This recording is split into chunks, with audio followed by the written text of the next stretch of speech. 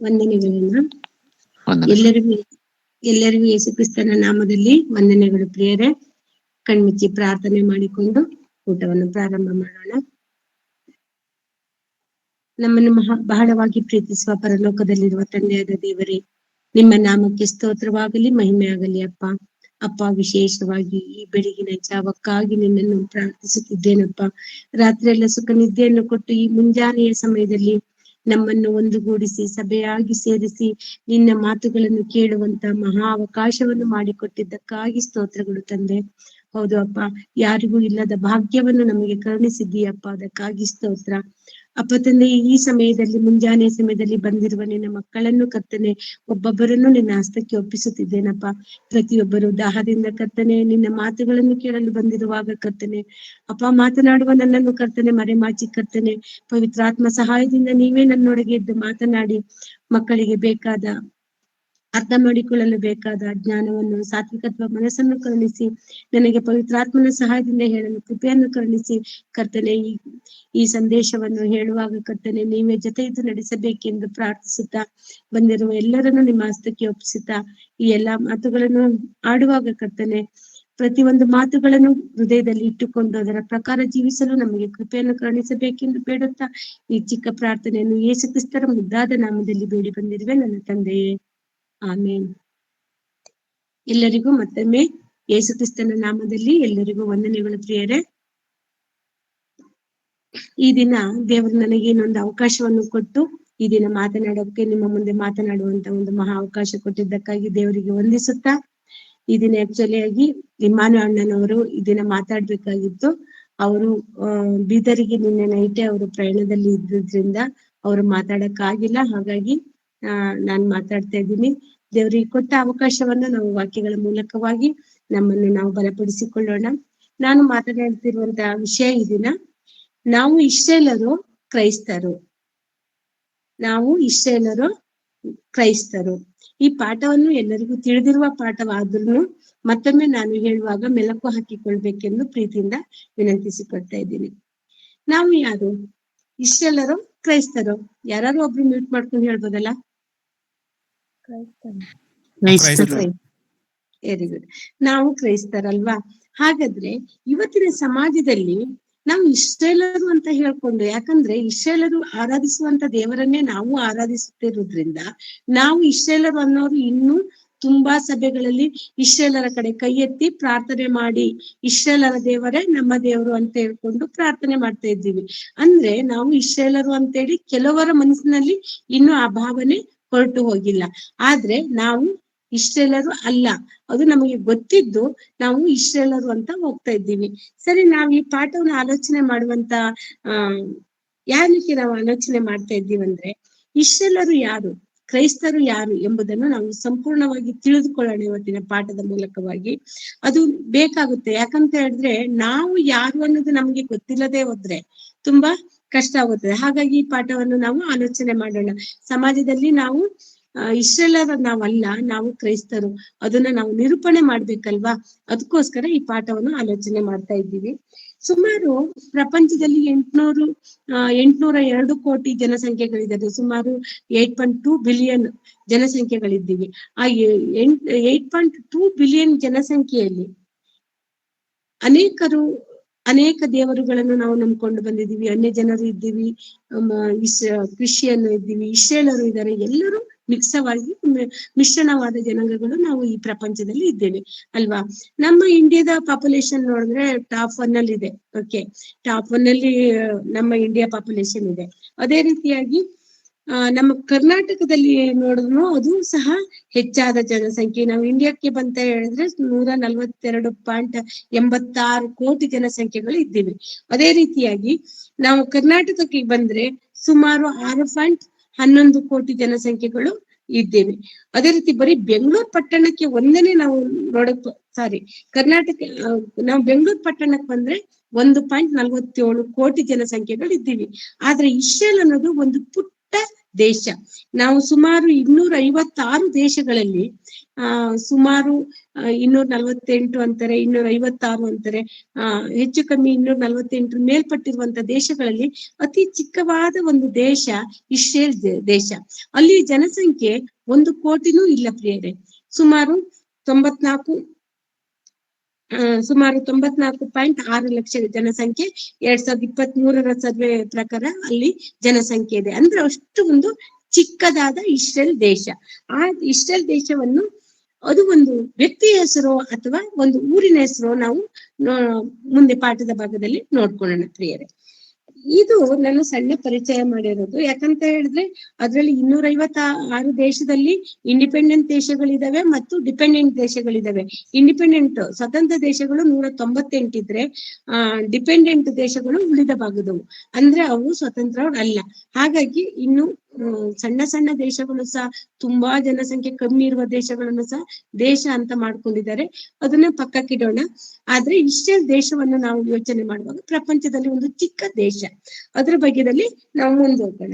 ಇಲ್ಲಿ ನಾವು ಮೊದಲನೇದಾಗಿ ನಾವು ಅಪೊಸ್ತಲ ಕೃತ್ಯಗಳು 17ನೇ ಅಧ್ಯಾಯ 26ನೇ ವಾಕ್ಯವನ್ನು ತೆಗೆದುಕೊಳ್ಳೋಣ. 17-26 ಎಲ್ಲರಿಗೂ ಗೊತ್ತಿರುವಂತ ವಾಕ್ಯ. ಆತನು ಒಬ್ಬನಿಂದಲೇ ಎಲ್ಲ ಜನಾಂಗದವರನ್ನು ಹುಟ್ಟಿಸಿ ಅವರವರ ಇರತಕ್ಕ ಕಾಲಗಳನ್ನು ಅವರವರ ನಿವಾಸಗಳ ಮೇರೆಗಳನ್ನು ನಿಷ್ಕರ್ಷಿಸಿ ಭೂಮಂಡಲದಲ್ಲೆಲ್ಲ ವಾಸ ಮಾಡಿ, ಒಂದು ವೇಳೆ ಅವರು ತಡಕಡೆ ಕೊಂಡಾರೇನು ಎಂದು ತನ್ನನ್ನು ಹುಡುಕುವವರನ್ನಾಗಿ ಮಾಡಿದನು. ಸಾಕು ಪ್ರಿಯರೇ, ಥ್ಯಾಂಕ್ ಯು. ಆತನು ಒಬ್ಬನಿಂದಲೇ ಎಲ್ಲಾ ಜನಾಂಗದವರನ್ನು ಹುಟ್ಟಿಸಿ ಅವರವರು ಇರತಕ್ಕ ಕಾಲಗಳನ್ನು ಅವರವರ ನಿವಾಸಗಳ ಮೇರೆಗಳನ್ನು ನಿಷ್ಕರ್ಷಿಸಿ ಭೂಮಂಡಲದಲ್ಲೆಲ್ಲ ವಾಸ ಮಾಡಿ, ಒಂದು ವೇಳೆ ಅವರು ತಡಕಾಡಿ ಕಂಡುಕೊಂಡಾರೋ ಏನೋ ಎಂದು ತನ್ನನ್ನು ಹುಡುಕುವವರನ್ನಾಗಿ ಮಾಡಿದನು. ಇಲ್ಲಿ ದೇವರು ಸುಮಾರು ನಾವು ಮಾನವ ಜೀವಿತವನ್ನು ನೋಡ್ಕೊಂಡ್ ಬರಾಗ ಆತನೊಬ್ಬನೇ ಅಂದ್ರೆ ಆದಾಮನಿಂದಲೇ ಇವತ್ತು ಏನು 800 ಕೋಟಿ ಮೇಲೆ ಜನಸಂಖ್ಯೆ ಇದವ್ರೆ, ಅವರೆಲ್ಲರೂ ಎಲ್ಲಿಂದ ಬಂದ್ರು? ಆದಾಮನಿಂದಲೇ ಹುಟ್ಟಿದವರು. ಆದಾಮನಿಂದ ಬಂದ ಜನಸಂಖ್ಯೆಯಲ್ಲಿ ದೇವ್ರು ಏನ್ ಮಾಡ್ತಾರೆ ಅಂದ್ರೆ, ಎಲ್ಲರನ್ನು ಆದಾಮನಿಂದ ಬರ್ತಾ ಇರ್ತಾರೆ. ಆದಾಮನಿಂದ ಬರೋಷ್ಟೊತ್ತಿಗೆ ಆದಾಮನು ಮೊದಲಗನ ಮಾನವ ಆದಮ ಮತ್ತು ಹವ್ವರು. ಆದಾಮನಿಂದ ನಾವು ಸೃಷ್ಟಿಯಾಗಲ್ಪಟ್ಟೆವು. ಒಬ್ಬನಿಂದನೇ ಇಷ್ಟು ಜನ ಭೂಮಿಯಲ್ಲಿ ಇದ್ದೇವೆ. ಆದ್ರೆ ಆದಾಮನಿಗೆ ಮಕ್ಕಳಾಗ್ತಾರೆ. ಅದೇ ಅವರ ಜೀವನ ಚರಿತ್ರೆ ನಡೀತಾ ಇರುವಂತ ಸಮಯದಲ್ಲಿ ಆತನಿಗೆ ನಾವು ನೋಡ್ಬೋದು, ಸೇತು ಆಗಿರ್ಬೋದು, ಮತ್ತೆ ಕಾಯನನಾಗಿರ್ಬೋದು, ಇವರೆಲ್ಲ ಹುಟ್ಟುತ್ತಾ ಬಂದ ಹಾಗೇನೆ ನೋಹನನ ಜೀವನ ಚರಿತ್ರೆ ಬರುವಷ್ಟೊತ್ತಿಗೆ ಜನಗಳು ಭೂಲೋಕವೆಲ್ಲ ಕೆಟ್ಟು ಹೋಗಿರುತ್ತೆ. ಆ ಭೂಮಿ ಕೆಟ್ಟೋಗಿರುವುದರಿಂದ ದೇವರಿಗೆ ಬೇಸರವಾಗಿ ನೋಹನನ ಕುಟುಂಬವನ್ನು ಬಿಟ್ಟು ಮತ್ತೆಲ್ಲರನ್ನು ಸಂಹಾರ ಮಾಡ್ತಾನೆ. ಇದು ಎಲ್ಲರಿಗೂ ಇಷ್ಟು ಗೊತ್ತಿರುವಂತದ್ದು. ನೋಹನ ಕುಟುಂಬ 8 ಜನ ಮಾತ್ರ ಉಳ್ಕೊಂತಾರೆ. ಆದಮನಿಂದ ಬಂದವರು ಯಾರು? ನೋಹನ ಒಬ್ಬನೇ ಉಳ್ಕೊಂತಾನೆ. ಆ ನೋಹನಿಗೆ 3 ಜನ ಮಕ್ಕಳು ಇರ್ತಾರೆ. ಅವ್ರು ಯಾರ್ಯಾರಂತ ಎಲ್ಲರಿಗೂ ಗೊತ್ತಿರೋ ವಿಷಯ, ಸೇಮ್, ಹಾಮ್ ಮತ್ತು ಯೆಫೆತ್ ಅವರು. ಈ 3 ಜನರಿಂದ ಇವತ್ತಿನ ದಿನ ಏನು ಪ್ರಪಂಚದಾದ್ಯಂತ ನಾವು ಜನಸಂಖ್ಯೆಗಳಿದ್ದೀವೋ ಈ 3 ಜನರಿಂದ ಹುಟ್ಟಿದ ಜನಾಂಗಗಳು ಅಲ್ವಾ? ಇದು ಎಲ್ಲರಿಗೂ ಗೊತ್ತಿರುವ ವಿಷಯ. ಆದ್ರೆ ಇವ್ರು ಎಲ್ಲರೂ ಒಂದೇ ಭಾಷೆಯನ್ನಾಡುವವರು, ಒಂದೇ ಜನಾಂಗದವರಾಗಿ ಇದ್ರು. ಅದೇ ರೀತಿಯಲ್ಲಿ ನಾವು 11ನೇ ಅಧ್ಯಾಯಕ್ಕೆ ಬರುವಾಗ, ಆದಿಕಾಂಡ 11ನೇ ಅಧ್ಯಾಯಕ್ಕೆ ಬರುವಾಗ, ಈ ನೋಹನಿಂದ ಬಂದಿರುವಂತ 3 ಏನು ಸೇಮ್, ಹ್ಯಾಮ್ ಮತ್ತು ಯೆಫೆತ್ ಅವ್ರ ಕುಟುಂಬ ಜನಾಂಗಗಳಿರುತ್ತೋ, ನೋಹನ ಕಾಲವಾದ ಮೇಲೆ, ನೋಹನು ತೀರ್ಕೊಂಡು ಹೋದ್ರ ಮೇಲೆ ಎಲ್ಲರಲ್ಲೂ ಭಕ್ತಿ ಅನ್ನೋದು ಮಾಯ ಆಗುತ್ತೆ. ನಮ್ಮನ್ನು ಹುಟ್ಟಿಸಿದ್ದು, ನಮ್ಮನ್ನು ಕಾಪಾಡುತ್ತಾ ಬರುವಂತಹ ದೇವರಾದ ಯೆಹೋವನನ್ನು ಮರೆತು ಬಿಟ್ಟು ವಿಗ್ರಹಾರಾಧನೆಯಲ್ಲಿ ಮುಳುಗುವಂತ ಒಂದು ಸನ್ನಿವೇಶಕ್ಕೆ ಬರ್ತಾರೆ. ಅಲ್ಲಿ ಅವರಿಗೆ ಒಂದು ದುರಾಸೆ ಹುಟ್ಟುತ್ತೆ. ಏನು? ನಾವು ಹೆಸರು ಮಾಡ್ಬೇಕು, ದೇವರನ್ನ ಹೆಸರು ಪಡಿಸ್ಬೇಕು ಅಂತ ಇಲ್ಲ. ದೇವ್ರ ಮನುಷ್ಯನನ್ನು ಹುಟ್ಟುವಾಗ ಏನಂತ ಹೇಳಿ ಹುಟ್ಟುತ್ತಾ? ಎಲ್ಲರೂ ನನ್ನನ್ನು ಘನಪಡಿಸಬೇಕು, ನನ್ನ ಸಂಕಲ್ಪವನ್ನು ಈಡೇರ್ಬೇಕು, ನನ್ನ ಮಾತುಗಳನ್ನು ನೆರವೇರ್ಬೇಕು, ನನಗೆ ಎಲ್ಲರೂ ತುಂಬಾ ಮಕ್ಕಳು ಬೇಕು ಅಂತೇಳಿ ದೇವ್ರು ಹುಟ್ಟಿಸಿದ್ರು. ಅವ್ರು ಯಾರನ್ನ ಮಹಿಮೆ ಪಡ್ಸಕ್ಕೆ? ದೇವರನ್ನ ಮಹಿಮೆ ಪಡ್ಸಕ್ಕೆ. ಆದ್ರೆ ಇಲ್ಲಿ ಆದಿಕಾಂಡ 11ನೇ ಅಧ್ಯಾಯಕ್ಕೆ ಬರುವಷ್ಟೊತ್ತಿಗೆ ನಾವು ಹೆಸರು ಗಳಿಸ್ಬೇಕು ಅನ್ನುವಂತ ಆಲೋಚನೆ ಮನುಷ್ಯನ ಮನಸ್ಸಿನಲ್ಲಿ ಹುಟ್ಟಲು ಸ್ಟಾರ್ಟ್ ಆಗಿ ಒಂದು ದೊಡ್ಡ ಪಟ್ಟಣವನ್ನು ಕಟ್ಟಲು ಹೋಗ್ತಾರೆ. ನಾವು ಆದಿಕಾಂಡ 11ನೇ ಅಧ್ಯಾಯ 1ರಿಂದ ಕೆಲವು ವಚನಗಳನ್ನು ನೋಡೋಣ. ಆದಿಕಾಂಡ 11ನೇ ಅಧ್ಯಾಯ 1ರಿಂದ ಕೆಲವು ವಚನಗಳನ್ನು ನೋಡೋಣ. ಲೋಕದವರೆಲ್ಲರಿಗೂ ಒಂದೇ ಭಾಷೆ ಇತ್ತು, ಭಾಷಾ ಭೇದವೇನೂ ಇರಲಿಲ್ಲ. ಅವರು ಪೂರ್ವ ದಿಕ್ಕಿಗೆ ಮುಂದೆ ಮುಂದೆ ಪ್ರಯಾಣ ಮಾಡುತ್ತಿರುವಾಗ ಶಿನಾರ್ ದೇಶದಲ್ಲಿ ಬಯಲು ಸೀಮೆಯ ಸಿಕ್ಕಲು ಅಲ್ಲೇ ವಾಸ ಮಾಡಿಕೊಂಡು ತಮ್ಮ ತಮ್ಮೊಳಗೆ, ಬನ್ನಿ ಒಳ್ಳೊಳ್ಳೆ ಸುಟ್ಟ ಇಟ್ಟಿಗೆಗಳನ್ನು ಮಾಡೋಣ, ಒಂದು ಪಟ್ಟಣವನ್ನು, ಆಕಾಶವನ್ನು ಮುಟ್ಟುವ ಗೋಪುರವನ್ನು ಕಟ್ಟಿ ದೊಡ್ಡ ಹೆಸರನ್ನು ಪಡೆಯೋಣ. ಹೀಗೆ ಮಾಡಿದರೆ ಭೂಮಿಯ ಮೇಲೆ ಚದುರುವುದಕ್ಕೆ ಆಸ್ಪದವಾಗುವುದಿಲ್ಲ ಅಂದುಕೊಂಡರು. ಕಟ್ಟುವಾಗ ಕಲ್ಲಿಗೆ ಬದಲಾಗಿ ಇಟ್ಟಿಗೆಯನ್ನು, ಸುಣ್ಣಕ್ಕೆ ಬದಲಾಗಿ ಕಲ್ಲರುಗಳನ್ನು ಉಪಯೋಗಿಸಿದರು. ಓಕೆ, ಇಲ್ಲಿ ಅವರು ಹೆಸರು ಮಾಡೋಣ, ನಾವು ಚದರಿ ಹೋಗ್ಬಾರ್ದು, ಒಂದೇ ಕಡೆ ಇರ್ಬೇಕು ಅಂತ ಹೇಳಿ ಒಂದು ನಿರ್ಧಾರ ಮಾಡ್ಕೊಂಡು ಒಂದು ದೊಡ್ಡ ಗೋಪುರ ಕಟ್ಟಕ್ಕೆ ಇಷ್ಟೆಲ್ಲರೂ ಇನ್ನೂ ಹೆಸರು ಬಂದಿರ್ಲಿಲ್ಲ. ಏನು ಆದಿಮಾನವನಿಂದ ಬಂದುವಂತಹ ಮಕ್ಕಳು, ನೋಹನ ಕುಟುಂಬದ ಮಕ್ಕಳು ಏನು ಸೇಮ್ ಹ್ಯಾಮ್ ಅಪೇತವರು, ಅವರಿಂದ ಬಂದಿರುವಂತಹ ಜನಾಂಗಗಳು ಒಂದು ನಿರ್ಧಾರಕ್ಕೆ ಬರ್ತಾರೆ. ನಾವು ಆ ತರವಾಗಿ ಎಲ್ಲರೂ ಚದುರಿ ಹೋಗದ ಹಾಗೆ ಒಂದು ದೊಡ್ಡದೊಂದು ಗೋಪುರ ಕಟ್ಟಿಕೊಂಡು ನಾವು ವಾಸವಾಗೋಣ ಅಂತ ಹೇಳ್ಕೊಂಡು ನಿರ್ಧಾರ ಮಾಡ್ತಾರೆ. ಆದ್ರೆ ದೇವರ ಸಂಕಲ್ಪ ಏನು?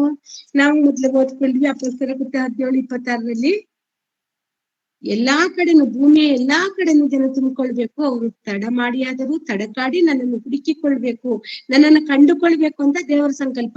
ಆದ್ರೆ ಇವ್ರೇನ್ ಮಾಡಿದ್ರು, ಒಂದೇ ಕಡೆ ನಾವು ಇರ್ಬೇಕು, ನಾವು ಒಂದೇ ಕಡೆ ಇದ್ದು ದೊಡ್ಡ ಪಟ್ಟಣವನ್ನು ಕಟ್ಟಿ ದೊಡ್ಡ ಗೋಪುರವನ್ನು ಕೊಟ್ಟು ಹೆಸರು ಮಾಡೋಣ ಅಂತ ಆಲೋಚನೆ ಮಾಡ್ತಾರೆ.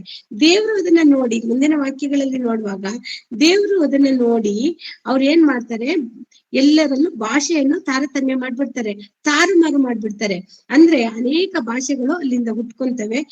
ಎಲ್ಲರೂ ಬೇರೆ ಬೇರೆ ಬೇರೆ ಭಾಷೆಗಳನ್ನ ಆಡೋದ್ರಿಂದ ಜನರಿಗೆ ಒಬ್ರಿಗೆ ಒಬ್ರು ಅವ್ರು ಆಡುವ ಮಾತುಗಳು ಒಬ್ರಿಗೆ ಒಬ್ರು ಅರ್ಥ ಆಗ್ತಾ ಇರ್ಲಿಲ್ಲ. ಆಗ ಯಾರ್ಯಾರು ಒಂದೊಂದು ಭಾಷೆಗಳನ್ನ ಆಡ್ತಾರೋ, ಯಾಕಂದ್ರೆ ಈ ಭಾಷೆಗಳು ಬಂದಿದ್ದು ದೇವರಿಂದನೇ, ದೇವ್ರು ಏನ್ ಮಾಡ್ತಾನೆ, ಬೇರೆ ಬೇರೆ ಭಾಷೆಗಳನ್ನು ಮಾಡಿ ಅಲ್ಲಿ ಜನಗಳನ್ನ ತಾರುಮಾರು ಮಾಡಿಬಿಟ್ಟಾಗ ಯಾರ್ಯಾರು ಒಂದೊಂದು ಭಾಷೆಗಳನ್ನ ಆಡ್ತಾ ಇದ್ರು ಅವರೆಲ್ಲ ಒಂದು ಗುಂಪು ಆಗಿ ಇಡೀ ಲೋಕವೆಲ್ಲ ಚದುರಿಸ್ಕೊಂಡ್ಬಿಡ್ತಾರೆ.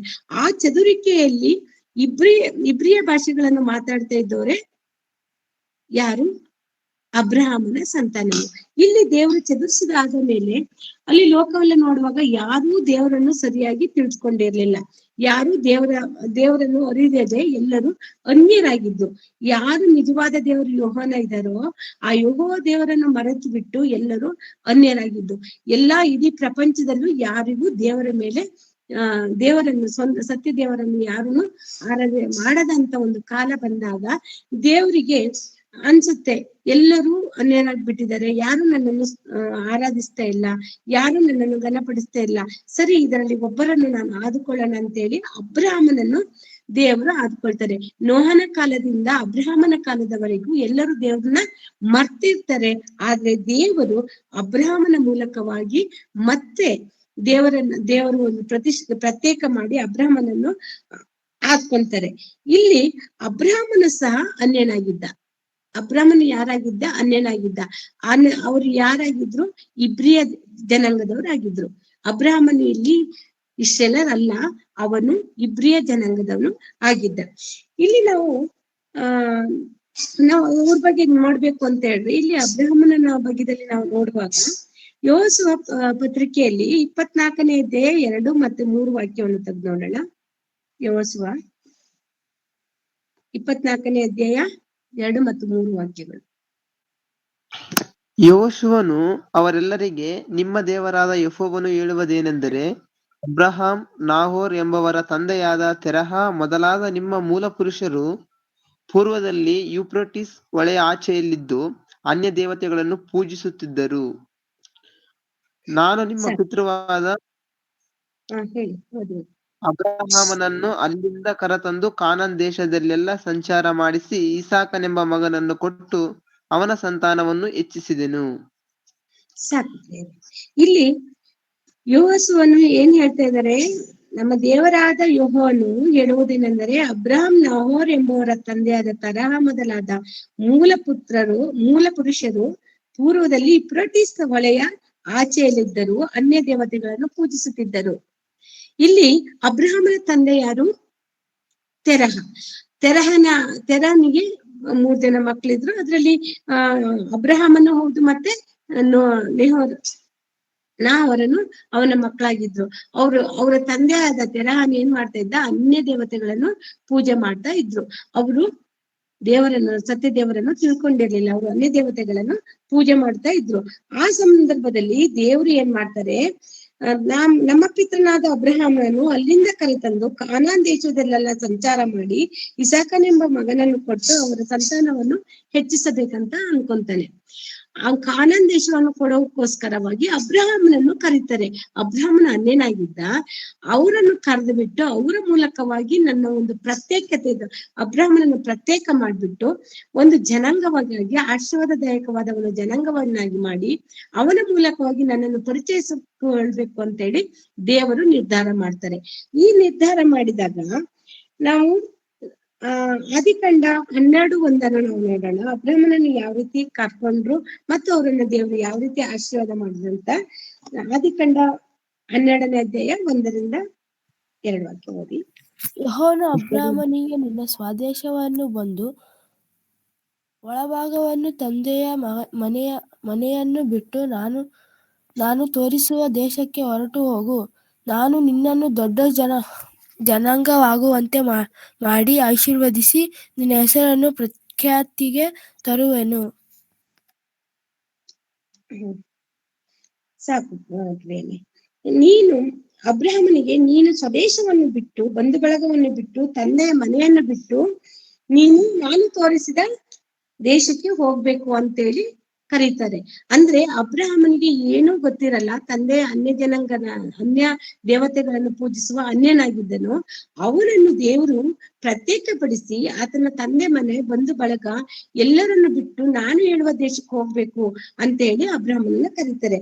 ಅಬ್ರಹಾಮನ ಮಗ ತಾನು ದೇವರ ಮಾತಿಗೆ ವಿಧೇಯನಾಗಿ ತನ್ನ ಹೆಂಡತಿ ಮತ್ತೆ ಲೋಟನನ್ನು ಕತ್ಕೊಂಡು ಆತನು ದೇವರು ತೋರಿಸುವ ದೇಶಕ್ಕೆ ಹೋಗ್ಲಿಕ್ಕೋಸ್ಕರ ಹೋಗ್ತಾರೆ. ಯಾವ ದೇಶಕ್ಕೆ ಹೋಗ್ಬೇಕು, ಎಲ್ಲಿ ಹೋಗ್ಬೇಕು ಅಂತ ಗೊತ್ತಿಲ್ಲ.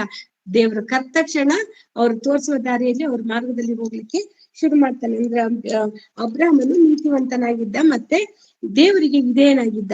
ಅವನ ನೀತಿತನ, ಆತನ ನಂಬಿಕೆಯನ್ನು ನೋಡಿ ದೇವರು ಅವನ ಮೂಲಕವಾಗಿ ಹಾಕೊಂತಾರೆ. ಆ ಜನಾಂಗದ ಮೂಲಕವಾಗಿನೇ ದೇವರು ನನ್ನನ್ನು ಪರಿಚಯಿಸ್ಕೊಳ್ಬೇಕು ಅಂತೇಳಿ ನಿರ್ಧಾರ ಮಾಡ್ತಾರೆ. ಅಬ್ರಹಾಮನಿಗೆ ನಮಗೆ ಗೊತ್ತಿರುವಂತ ವಿಷಯನೇ, ಅಬ್ರಹಾಮ ಮತ್ತು ಸಾರಳಗೆ ಮಕ್ಕಳಿರುವುದಿಲ್ಲ. ಆದ್ರೆ ದೇವರು ಇಲ್ಲಿ ಏನಂತ ಆಶೀರ್ವಾದ ಮಾಡ್ತಾರೆ, ನೀನು ಜನಾಂಗಗಳನ್ನು ಹೆಚ್ಚಿಸಿ, ನೀನು ಮರಳಿನಷ್ಟು ಆಕಾಶದಲ್ಲಿ ನಕ್ಷತ್ರಗಳು ಎಷ್ಟಿದಾವೋ ಅದಕ್ಕಿಂತ ಹೆಚ್ಚಿನ ಮಕ್ಕಳನ್ನು ನೀನು ಕೊಡ್ತೀನಿ, ಸಂತಾನವನ್ನು ಕೊಡ್ತೀನಿ. ಅದ್ರ ಮೂಲಕವಾಗಿ ನಿನ್ನ ಲೆಕ್ಕ ಮಾಡಲಾಗದಷ್ಟು ದೊಡ್ಡ ಜನಾಂಗವನ್ನಾಗಿ ಮಾಡ್ತೀನಿ. ನಿನ್ನನ್ನು ಯಾರು ಆಶೀರ್ವಾದ ಮಾಡ್ತಾರೋ ಅವರನ್ನು ನಾನು ಆಶೀರ್ವದಿಸ್ತೀನಿ, ನಿನ್ನನ್ನು ಯಾರು ಶಪಿಸ್ತಾರೋ ಅವರನ್ನು ನಾನು ಶಪಿಸ್ತೀನಿ ಅಂತ ಹೇಳಿ ದೇವ್ರು ವಾಗ್ದಾನ ಮಾಡ್ತಾರೆ. ಆ ವಾಗ್ದಾನ ಮಾಡಿದ್ರ ಮೇಲೆ ಅಬ್ರಹಾಮನು ಮುಂದೆ ಹೊರಿತಾ ಇರುವಾಗ ಅಬ್ರಹಾಮನಿಗೆ ಮತ್ತು ಸಾರಳಿಗೆ ಮಕ್ಕಳಿರುವುದಿಲ್ಲ. ಈ ವಿಷಯ ಎಲ್ಲರಿಗೂ ಗೊತ್ತಿದೆ, ವಯಸ್ಸಾಗಿರುತ್ತೆ. ಆದ್ರೂ ದೇವರು ಆಶೀರ್ವಾದ ಮಾಡಿರುವುದು ನಿನ್ನ ಸಂತಾನದ ಮೂಲಕವನ್ನೇ ದೊಡ್ಡ ಜನಾಂಗ ಸೃಷ್ಟಿ ಮಾಡ್ತೀನಿ ಅಂತ ಮಾತು ಕೊಟ್ಟಿರ್ತಾನೆ. ಆದ್ರೂ ಸಾರಳಲು ಯಾಕೋ ದೇವರನ್ನು ಕೇಳದೆ ಒಂದು ನಿರ್ಧಾರ ಮಾಡ್ಬಿಟ್ಟು ತನ್ನ ದಾಸಿಯಾದ, ಐಗುಪ್ತದಿಂದ ಬಂದ ದಾಸಿಯಾದ ಹಾಗರಳನ್ನು ಯಾರಿಗೆ ಕೊಡ್ತಾರೆ, ಅಬ್ರಹಾಮನಿಗೆ ದಾಸಿಯಾಗಿ ಕೊಡ್ತಾರೆ. ಯಾರನ್ನ? ಹಾಗರಳನ್ನು.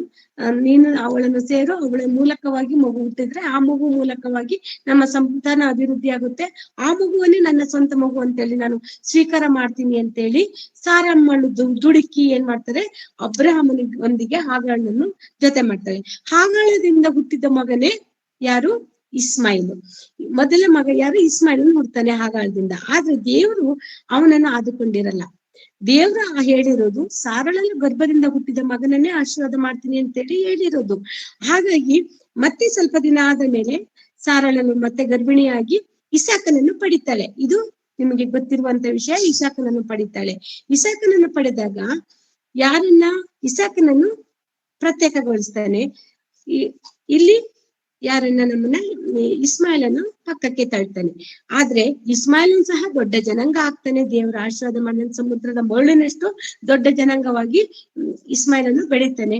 ಅದೇ ರೀತಿಯಾಗಿ ಇಲ್ಲಿ ದೇವರ ವಾಗ್ದಾನ ಮಾಡಿದ್ದು ಇಸಾಕನ ಮೂಲಕ. ಇಸಾಕನನ್ನು ಸಹ ದೊಡ್ಡ ಜನಾಂಗವನ್ನಾಗಿ ಮಾಡ್ತಾನೆ. ಇಲ್ಲಿ ಇಸಾಕನ ಜೀವನ ಚರಿತ್ರೆಯನ್ನು ನೋಡಾಗ ಇಸಾಕನಿಗೆ ಎರಡು ಮಕ್ಕಳು ಹುಡ್ತಾರೆ. ಒಬ್ರು ಏಸವ್ವ, ಇನ್ನೊಬ್ಬ ಯಾಕೋಬ. ಇಲ್ಲಿ ಅಬ್ರಹಾಮನು ಯಾರು ಅಂತ ನಾವು ತಿಳ್ಕೊಂಡಿದೀವಿ, ಅವನು ಇಬ್ರಿಯ ಜನಾಂಗದವನು, ಅವನು ಅನ್ಯನು ಆಗಿದ್ದನು. ಆಮೇಲೆ ಇಸಾಕನನ್ನು ಹುಟ್ಟಿದ ಮೇಲೆ ಇಸಾಕನಿಗೆ 2 ಮಕ್ಕಳಾಗ್ತಾರೆ, ಒಬ್ಬ ಏಸವ್ವ, ಇನ್ನೊಂದು ಯಾಕೋಬ. ಈಗ ಏಸವ ಮತ್ತು ಯಾಕೋಬ ಹುಟ್ಟಿದಾಗ ದೇವರು ಏನ್ ಮಾಡ್ತಾರೆ, ಏಸವನನ್ನು ಪಕ್ಕಕ್ಕೆ ತಳ್ತಾರೆ, ಅವರನ್ನ ಹಾಕೊಂಡಿರಲ್ಲ. ಇಲ್ಲಿ ಯಾಕೋಬನನ್ನು ಪ್ರತ್ಯೇಕಪಡಿಸ್ತಾರೆ. ಯಾಕೋಬನ ಹೆಸರಿನ ಅರ್ಥ ಏನು? ಮೋಸಗಾರ ಅಂತ. ಯಾಕೋಬ ಏನಾಗಿದ್ದ? ಒಬ್ಬ ಮೋಸಗಾರ ಆಗಿದ್ದ. ಮೊದಲನೇದಾಗಿ ಅಣ್ಣನಿಗೆ ಚೊಚ್ಚಲತನವನ್ನು ಹುಟ್ಟುವಾಗಲೇ ಅವನು ಛೇದಿಸ್ಕೊಂಡು ಬಂದಾಗ ಅವನಿಗೆ ಯಾಕೋಬ ಅಂತ ಹೆಸರಿಟ್ಟಿರ್ತಾರೆ. ಹಾಗಾಗಿ ಅವನೊಬ್ಬ ಮೋಸಗಾರನಾಗಿ ಬೆಳೀತಾ ಇರ್ತಾನೆ. ಅವನ ತಾಯಿಯ ಪ್ರೀತಿಯ ಮಗನಾಗಿ, ರೆಬಕ್ಕಳಲ್ಲಿ ಒಳ್ಳೆ ಪ್ರೀತಿಯ ಮಗನಾಗಿ ಬೆಳೀತಾ ಇರ್ತಾನೆ. ಆಮೇಲೆ ಅವನು ಅಣ್ಣನಿಗೆ ಮೋಸ ಮಾಡಿ ಚೊಚ್ಚಲತನದ ಹಕ್ಕನ್ನು ಸಹ ಕಿತ್ಕೊಂತಾನೆ. ಆಮೇಲೆ ತಂದೆ ನಾನು ಮುಪ್ಪಿನ ಕಾಲದಲ್ಲಿ ಇದ್ದೀನಿ ಅಂತ ಇಸಾಕನು ಹೇಳಿದಾಗ ಏನ್ ಮಾಡ್ತಾನೆ ಅಂತ ಅದು ಸ್ಟೋರಿ ನಿಮ್ಗೆ ಗೊತ್ತಿದೆ. ಅವನು ಏನ್ ಮಾಡ್ತಾನೆ, ಯೇಸೋವನ ಹಾಗೆ ಆತನ ಬಟ್ಟೆಯನ್ನು ಹಾಕಿಕೊಂಡು ಮತ್ತೆ ಕುರಿಯ ಆಡು ರೋಮಗಳನ್ನೆಲ್ಲ ಮೈಗೆ ಸುತ್ಕೊಂಡು ಹೋಗಿ ತಂದೆಯನ್ನು ಯಾಮರ್ಸಿ ಆ ಚತನತನಕ್ಕೆ ಬರಬೇಕಾದ ಆಶೀರ್ವಾದಗಳನ್ನೆಲ್ಲ ಆತನು ಪಡ್ಕೊಂಡಿರ್ತಾನೆ. ಆಮೇಲೆ ಏಸವ ಬಂದಾಗ ಆತನಿಗೆ ತಮ್ಮ ಮೋಸ ಮಾಡಿರೋ ವಿಷಯ ಗೊತ್ತಾಗುತ್ತೆ. ತಾಯಿ ಏನ್ ಮಾಡ್ತಾಳೆ, ಅವಳನ್ನು ತನ್ನ ಸಹೋದರನ ಮನೆಗೆ, ಲಾವರಿನ ಮನೆಗೆ ಕಳ್ಸಿಕೊಡ್ತಾಳೆ. ಹಾಗಾಗಿ ಏನ್ ಮಾಡ್ತಾನೆ, ಯಾಕೋಬ ಮೋಸಗಾರನಾಗಿ ತಂದೆಗೂ ಅಣ್ಣಂಗೂ ಎಲ್ಲರಿಗೂ ಮೋಸ ಮಾಡಿ ಅಲ್ಲಿ ಸ್ವಂತ ಮಾವನ ಮನೆಗೆ ಸೇರ್ಕೊಂಡು ಅಲ್ಲಿ ಮಾವನಿಗೂ ಸಹ ಮೋಸ ಮಾಡ್ತಾನೆ ಅನ್ನುವಂತ ವಿಷಯ ನಮಗೆ ಗೊತ್ತಿದೆ. ಆತನು ಯಾಕೋಬನ ಮೋಸಗಾರನಾಗಿ ಆತನ ಜೀವಿತ ನಡೀತಾ ಇರುತ್ತೆ. ಆದ್ರೆ ದೇವರು ಆತನನ್ನು ಆತ್ಕೊಂಡಿರೋದ್ರಿಂದ, ದೇವರು ಆತನನ್ನು ಪ್ರತ್ಯೇಕಗೊಳಿಸೋದ್ರಿಂದ, ಯಾಕೋಬನನ್ನು ಆತ್ಕೊಳ್ಳೋದ್ರಿಂದ ದೇವರ ಕೃಪೆ ಅವನ ಮೇಲೆ ಇರೋದ್ರಿಂದ ಎಲ್ಲಿ ಹೋದ್ರು ಅವನಿಗೆ ಜಯ ಸಿಗ್ತಾ ಇರುತ್ತೆ. ಅಲ್ಲಿ ಲಾಹೋರ್ನ ಮನೆಗೆ ಓಡಿ ಹೋಗಿ ಅವನ ಮಕ್ಕಳನ್ನು ಮದ್ವೆ ಆಗ್ತಾನೆ.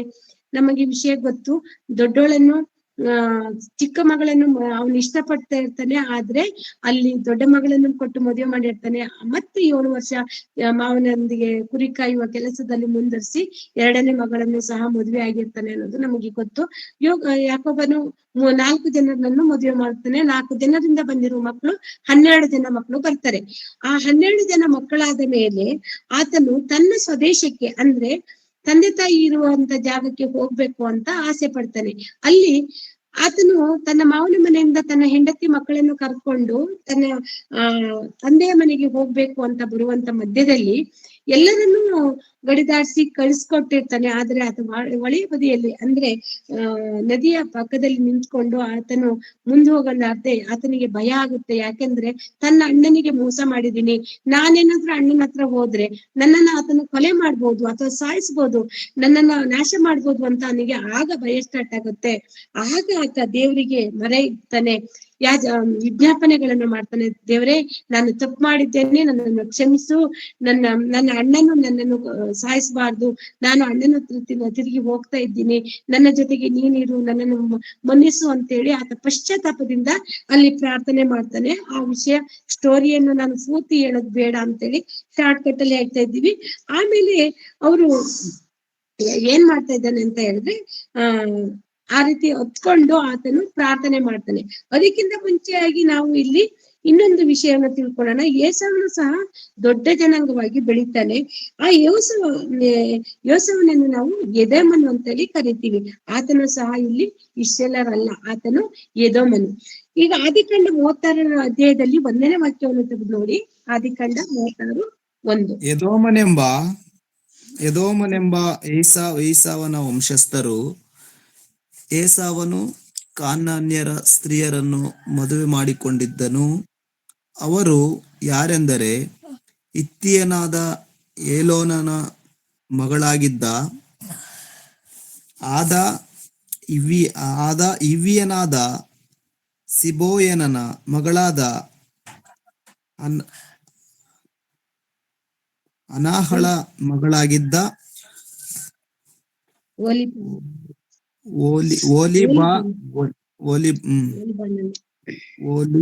ಓಲಿಬಾಮ ಮತ್ತು ಇಸ್ಮಾಯೇಲನ ಮಗಳು ನೆಬಾಯೋತನ ತಂಗಿಯೂ ಆಗಿದ್ದ ಬಾಸಮತ್. ಇವರೇ. ಸಾಕು. ಇಲ್ಲಿ ಏಸವನನ್ನು ಅವನು ಎದೋಮ್ ವಂಶದವನು. ಯಾರು? ಏಸಾವನನ್ನು ಎದೋಮ್ ವಂಶದಲ್ಲಿ ಮುಖ್ಯಸ್ಥನಾಗ್ತಾನೆ. ಎದೋಮ್ ವಂಶ ಹುಟ್ಟಕ್ಕೆ ಕಾರಣ ಏಸಾವನಿಂದಲೇ ಎದೋಮರು ಸೃಷ್ಟಿಯಾಗ್ತಾರೆ. ಎದೋಮರು ಸೃಷ್ಟಿಯಾಗಲು ಏಸಾವನು ಕಾರಣ. ಆತನು ಕಾನಾನ್ ದೇಶದ ಸ್ತ್ರೀಯನ್ನು ಮತ್ತೆ ಇಸ್ಮಾಯಿಲನ ತಂಗಿಯನ್ನು ಅನೇಕರನ್ನು ಆದಳನ್ನು ಎಲ್ಲರನ್ನು ಮದುವೆ ಮಾಡ್ಕೊಂಡು ಆತನ ಜನಾಂಗವು ಬೆಳೀತಿರುತ್ತೆ. ದೇವರು ಆತನನ್ನು ಪಕ್ಕಕ್ಕೆ ತಳ್ಳಿದ್ರಿಂದ ಆತನನ್ನು ದೇವರು ಆದುಕೊಳ್ಳಿಲ್ಲ. ಆದ್ರೂ ಆತನಿಗೂ ಬರಬೇಕಾದ ಆಶೀರ್ವಾದವನ್ನು ದೇವರು ಕೊಡ್ತಾರೆ. ಅಲ್ಲಿಂದ ಮುಂದೆ ಬಂದಾಗ ನಾವು ಯಾಕೋಬನನ್ನು ನೋಡುವಾಗ ಯಾಕೋಬನು ತಾನು ಪಶ್ಚಾತ್ತಾಪ ಪಟ್ಟು ಹೊತ್ತು, ದೇವರೇ ನನ್ನನ್ನು ಮನ್ನಿಸು, ನಾನು ಅಣ್ಣನಿಗೆ ಮೋಸ ಮಾಡಿದ್ದೀನಿ, ತಂದೆಗೆ ಮೋಸ ಮಾಡಿದ್ದೀನಿ, ಮಾವನಿಗೆ ಮೋಸ ಮಾಡಿದ್ದೀನಿ, ನಾನು ಮೋಸಗಾರನಾಗಿದ್ದೇನೆ, ನನ್ನನ್ನು ಕ್ಷಮಿಸು ಅಂತ ಹೇಳಿ ಬೇಡ್ಕೊಂಡು ಮಾಡಿದಾಗ ಆತನು, ನಾವು ಆದಿಕಾಂಡ 32ರಲ್ಲಿ 28ನೇ ವಾಕ್ಯವನ್ನು ತೆಗೆದು ನೋಡೋಣ. ಆದಿಕಾಂಡ 32ನೇ ಅಧ್ಯಾಯ 28ನೇ ವಾಕ್ಯವನ್ನು ತೆಗೆದು ನೋಡಿ.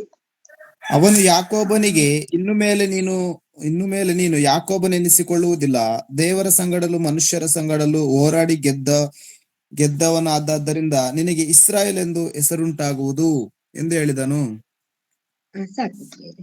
ಇಲ್ಲಿ ಹಿಂದೆ ನೋಡಿಷ್ಟೊತ್ತಿಗೆ ಆತ ಏನ್ ಮಾಡ್ತಾರೆ, ಯಾಕೋಬನು ಪಶ್ಚಾತ್ತಾಪದಿಂದ ಪ್ರಾರ್ಥನೆ ಮಾಡ್ತಾನೆ. ಆ ಸಮಯದಲ್ಲಿ ಆತನು ಹೊಳೆಯನ್ನು ದಾಟುವ ಬದಲು ಇಬ್ಬಕ್ ಹೊಳೆಯ ಸ್ಥಳದಲ್ಲಿ ಅವನು ನಿಂತಿರ್ತಾನೆ. ಆಗ ಒಬ್ಬ ಪುರುಷನು, ಯಾರು ಅಂತ ಗೊತ್ತಿಲ್ಲ, ಒಬ್ಬ ಪುರುಷನು ಬಂದು ಆತನ ಜೊತೆಗೆ ಹೋರಾಟ ಮಾಡ್ತಾನೆ.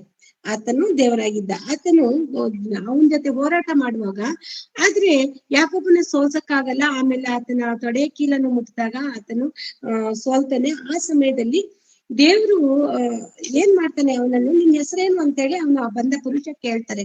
ಆ ಪುರುಷ ನಿನ್ನ ಹೆಸರೇನು ಅಂದಾಗ ಆತ ಏನಂತಾನೆ, ನನ್ನ ಹೆಸರು ಯಾಕೋಬ ಅಂತ ಹೇಳ್ತಾರೆ. ಆಗ ಅವರು ಅದನ್ನ ಅವನಿಗೆ ಹೇಳ್ತಾರೆ, ಇನ್ನು ಮುಂದೆ ನೀನು ಯಾಕೋಬ ನೆನೆಸಿಕೊಳ್ಳುವುದಿಲ್ಲ. ಯಾಕಂತ ಹೇಳಿದ್ರೆ ನೀನು ದೇವರ ಸಂಗಡಲು ಮನುಷ್ಯರ ಸಂಗಡಲು ಹೋರಾಡಿ ಗೆದ್ದವನಾದ್ದರಿಂದ ನಿನಗೆ ಇಸ್ರಾಯೇಲ್ ಎಂದು ಹೆಸರುಂಟಾಗುವುದು. ಇಲ್ಲಿ ರಾತ್ರಿಯೆಲ್ಲ ಹೋರಾಡಿದವರು ಯಾರು ಅಂತ ಗೊತ್ತಾಗುತ್ತೆ. ನಮಗೆ ದೇವರು ಅಂತೇಳಿ ಗೊತ್ತಾಗುತ್ತೆ. ಅಂದ್ರೆ ದೇವ್ರು ಇರ್ಬೋದು, ದೇವದೂತ್ರ ಇರ್ಬೋದು. ಇಲ್ಲಿ ದೇವರ ಸಂಗಡಲು ಮನುಷ್ಯನ ಸಂಗಡ ಹೋರಾಡಿ ಗೆದ್ದಿದ್ರಿಂದ ಆತನಿಗೆ ಏನಂತ ಹೆಸರು ಕೊಡ್ತಾರೆ, ಇಸ್ರಾಯೇಲ್ ಅಂತ ಹೆಸರು ಕೊಡ್ತಾರೆ. ಇಸ್ರಾಯೇಲ್ ಅನ್ನೋ ಪದದ ಅರ್ಥ ಏನಂದರೆ ದೇವರ ಸಂಗಡ ಹೋರಾಡಿದ ಮನುಷ್ಯ ಎಂದರ್ಥ. ಇಲ್ಲಿ ಇಸ್ರಾಯೇಲ್ ಅಂತ ಹೇಳಿದ್ರೆ ದೇವರ ಸಂಗಡ ಹೋರಾಡಿ ಗೆದ್ದ ಮನುಷ್ಯ ಅಂತ ಅರ್ಥ ಬರುತ್ತೆ. ಇಲ್ಲಿ ಹಾಗಂತ ಹೆಸರು ಕೊಟ್ಟಾಗ ನಿನ್ನ ಹೆಸರು ಇನ್ನು ಏನು ಅಂತ ಕೇಳಿದಾಗ ಅವನು ಯಾಕೋಬ ಅಂದಾಗ ಇನ್ಮೇಲೆ ನೀನು ಹೆಸರು ಯಾಕೋಬ ಅಲ್ಲ ಇಸ್ರಾಯೇಲ್ ಅಂತ ಹೇಳಿ ಯಾಕೋಬನಿಗೆ ಹೆಸರು ಕೊಡ್ತಾರೆ. ಇಲ್ಲಿ ಯಾಕೋಬನ ಹೆಸರು ಏನಾಗುತ್ತೆ, ಇಸ್ರಾಯೇಲ್ ಆಗಿ ಮಾರ್ಪಟ್ಟೊಂದುತ್ತೆ. ಅವನ ಮನಸ್ಸು ಮಾರ್ಪಟ್ಟೊಂದುತ್ತೆ. ಅದೇ ರೀತಿಯಾಗಿ ಆತನ ಹೆಸರು ಸಹ ಮಾರ್ಪಟ್ಟಾಗುತ್ತೆ. ಇಲ್ಲಿ ದೇಶಕ್ಕೆ ಇಸ್ರಾಯೇಲ್ ಅಂತ ಹೆಸರು ಕೊಡ್ತಾರೋ ಅಥವಾ ಮನುಷ್ಯನಿಗೆ ಕೊಡ್ತಾರ? ಮನುಷ್ಯನಿಗೆ ಇಸ್ರಾಯೇಲ್ ಅಂತ ಹೆಸರು ಬರುತ್ತೆ.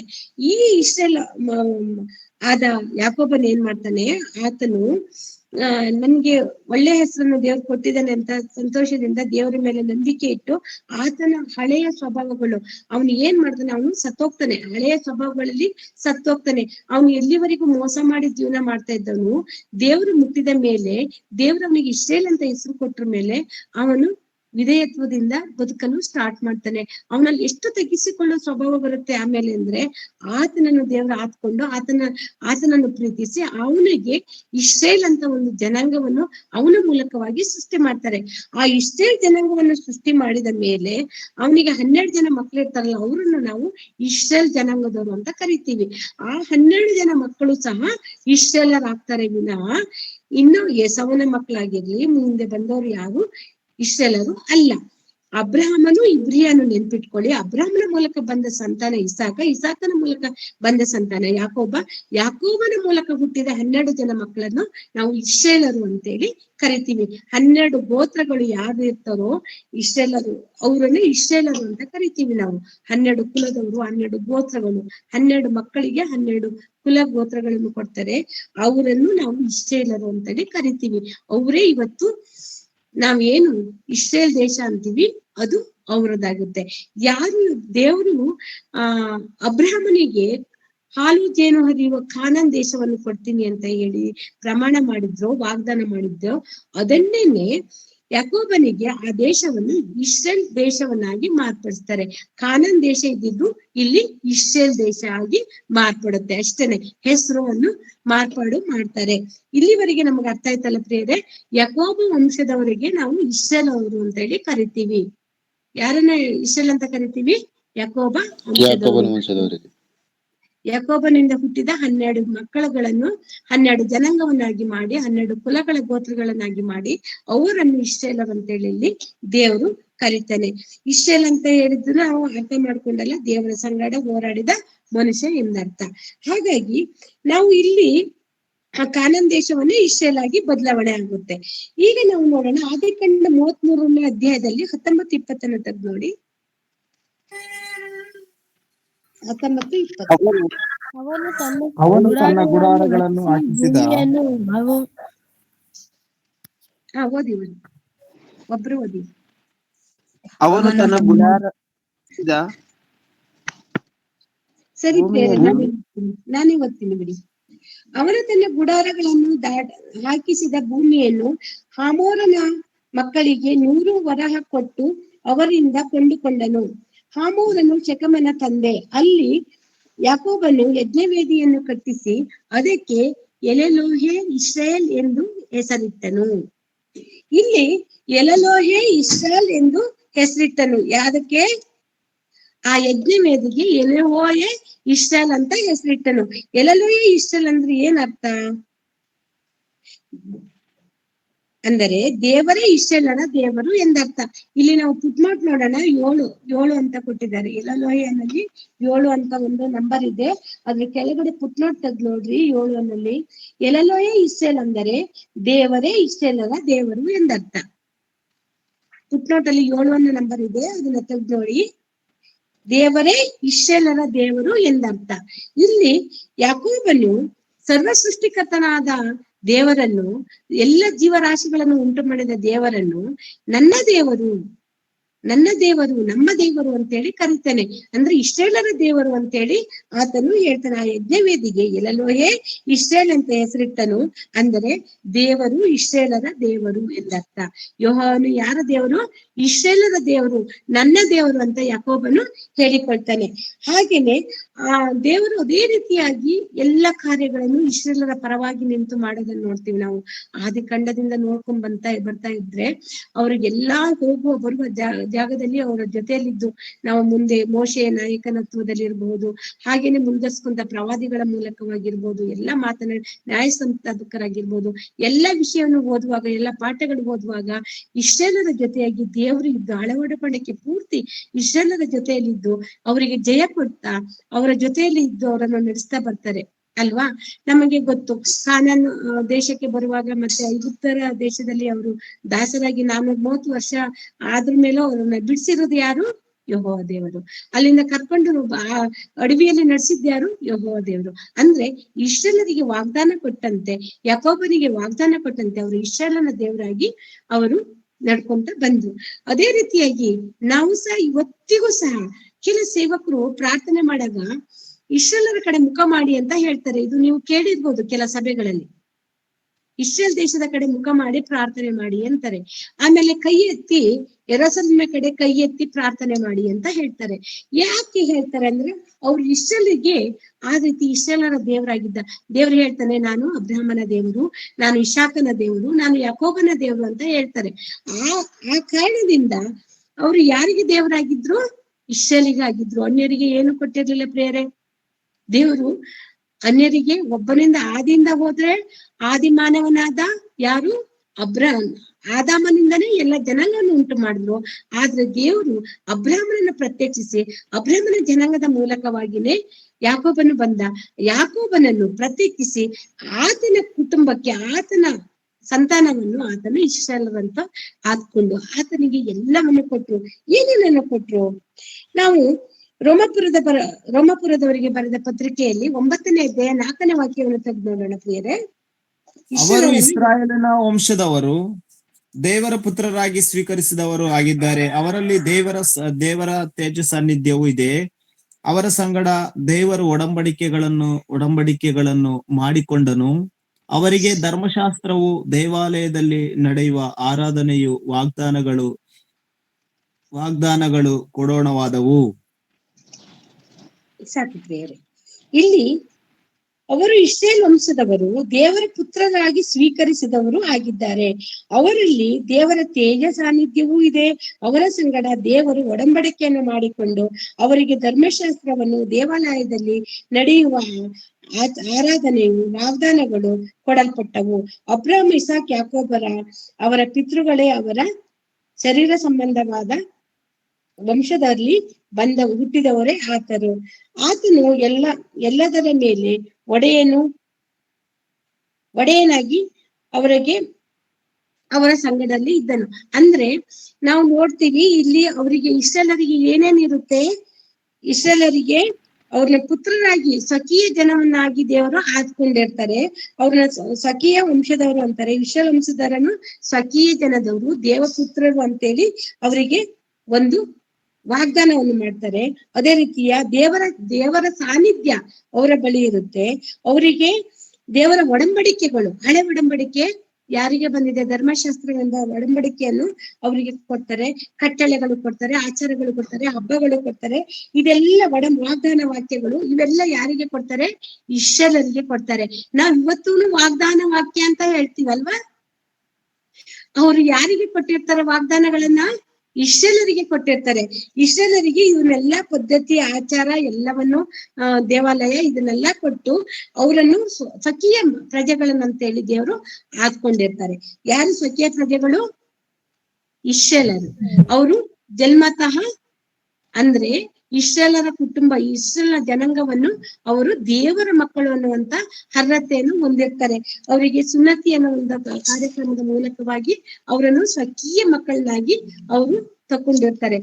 ನಾವು ನೋಡುವಷ್ಟೊತ್ತಿಗೆ ಇಸ್ರಾಯೇಲರು ಅದೇ ರೀತಿಯಾಗಿ ಅವರು ಯಾಕೋಬ ವಂಶದಲ್ಲಿ ಯಾಕೋಬನಿಗೆ ಬಂದಿರುವಂತ 12 ಮಕ್ಕಳುಗಳನ್ನು ಇಸ್ರಾಯೇಲರು ಅಂತ ಯಾರನ್ನ ಕರೀತಾರೋ ಅವರಿಗೆಲ್ಲ ಏನಾಗುತ್ತೆ, ಸುನ್ನತಿಯನ್ನು ಹೊಂದಿದವರು ಆಗಿರ್ತಾರೆ. ಅದೇ ರೀತಿಯಾಗಿ ನಾವು ಅಬ್ರಹಾಮನಿಂದನೇ ನಾವು ಸುನ್ನತಿಯನ್ನು ಕಾಣ್ತೀವಲ್ವಾ? ಅವರು ಕೈಯಿಂದ ಮಾಡಿಸಿದ ಸುನ್ನತಿಗಳನ್ನು ಹೊಂದಿರ್ತಾರೆ. ಅವರು ಸುನ್ನತಿ ಮಾಡ್ಕೊಂಡಿದ್ದ ನಮ್ಮನ್ನು ಸುನ್ನತಿ ಇಲ್ಲದವರು, ಅನ್ಯರು ಅಂತೇಳಿ ಅವರು ಕರಿತಾ ಇರ್ತಾರೆ. ಯಾರನ್ನ ಅನ್ಯರು ಅಂತಾರೆ? ಸುನ್ನತಿ ಇಲ್ಲದವರನ್ನು ಅನ್ಯರು ಅಂತೇಳಿ ಕರೀತಾರೆ. ಅನ್ಯರು ಅಂದ್ರೆ ದೇವರನ್ನು ತಿಳಿಯದವರು ಅಂತ ಅರ್ಥ. ಅನ್ಯರಂದ್ರೆ ಯಾರು? ನಾವೆಲ್ಲ ಯಾರು? ಅನ್ಯರು, ದೇವರನ್ನು ತಿಳಿಯದವರು ಅಲ್ವಾ? ಇಸ್ರಾಯೇಲರು ಮಾತ್ರನೇ ದೇವರನ್ನ ತಿಳಿದು ಸುನ್ನತಿ ಕಾರ್ಯಕ್ರಮಕ್ಕೆ ಒಳಪಟ್ಟವರಾಗಿರ್ತಾರೆ.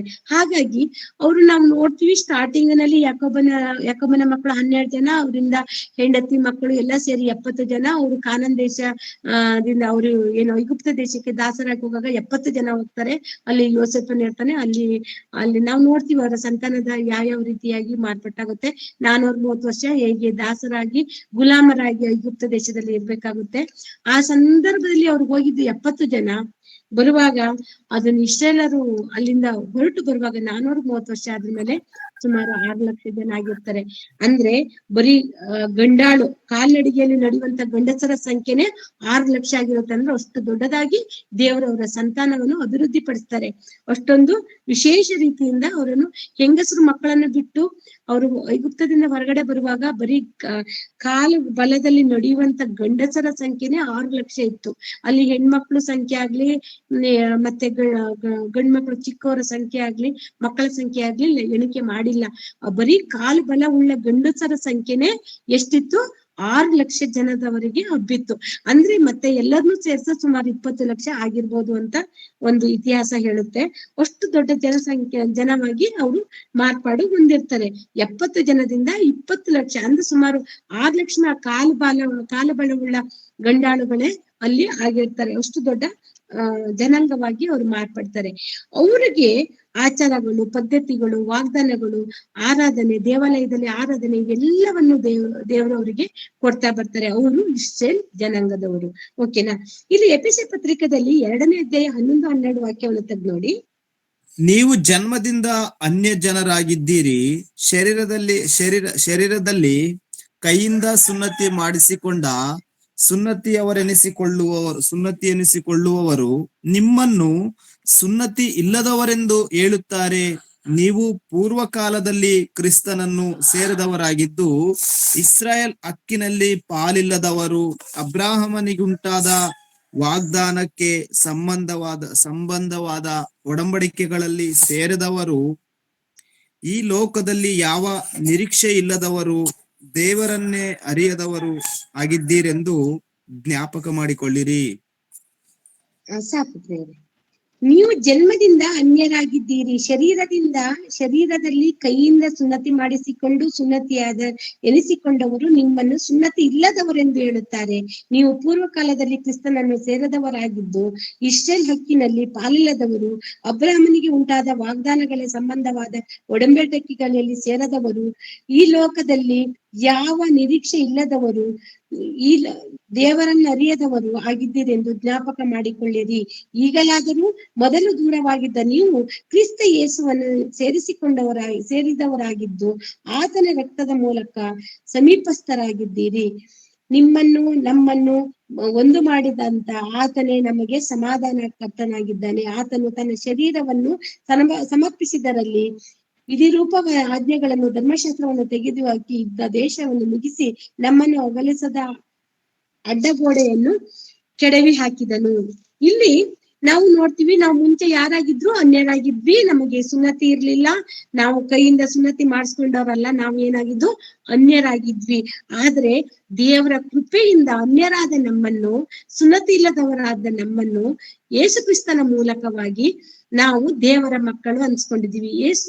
ಯೇಸು ಕ್ರಿಸ್ತನ ರಕ್ತದ ಮೂಲಕವಾಗಿ ನಮ್ಮ ಪಾಪಿಗಳಾದ ನಮ್ಮನ್ನು ತೊಳೆದು ಸುನ್ನತಿ ಇಲ್ಲದವರಾದ ನಮ್ಮನ್ನು ದೇವರ ಕೃಪೆಯಿಂದ ನಮ್ಮನ್ನು ಕ್ರೈಸ್ತರು ಅಂತ ಕೊಂಡು ದೇವರು ಕ್ರಿಸ್ತನಲ್ಲಿ ಸೇರಿಸ್ಕೊಂಡ್ರು ಅಲ್ವಾ.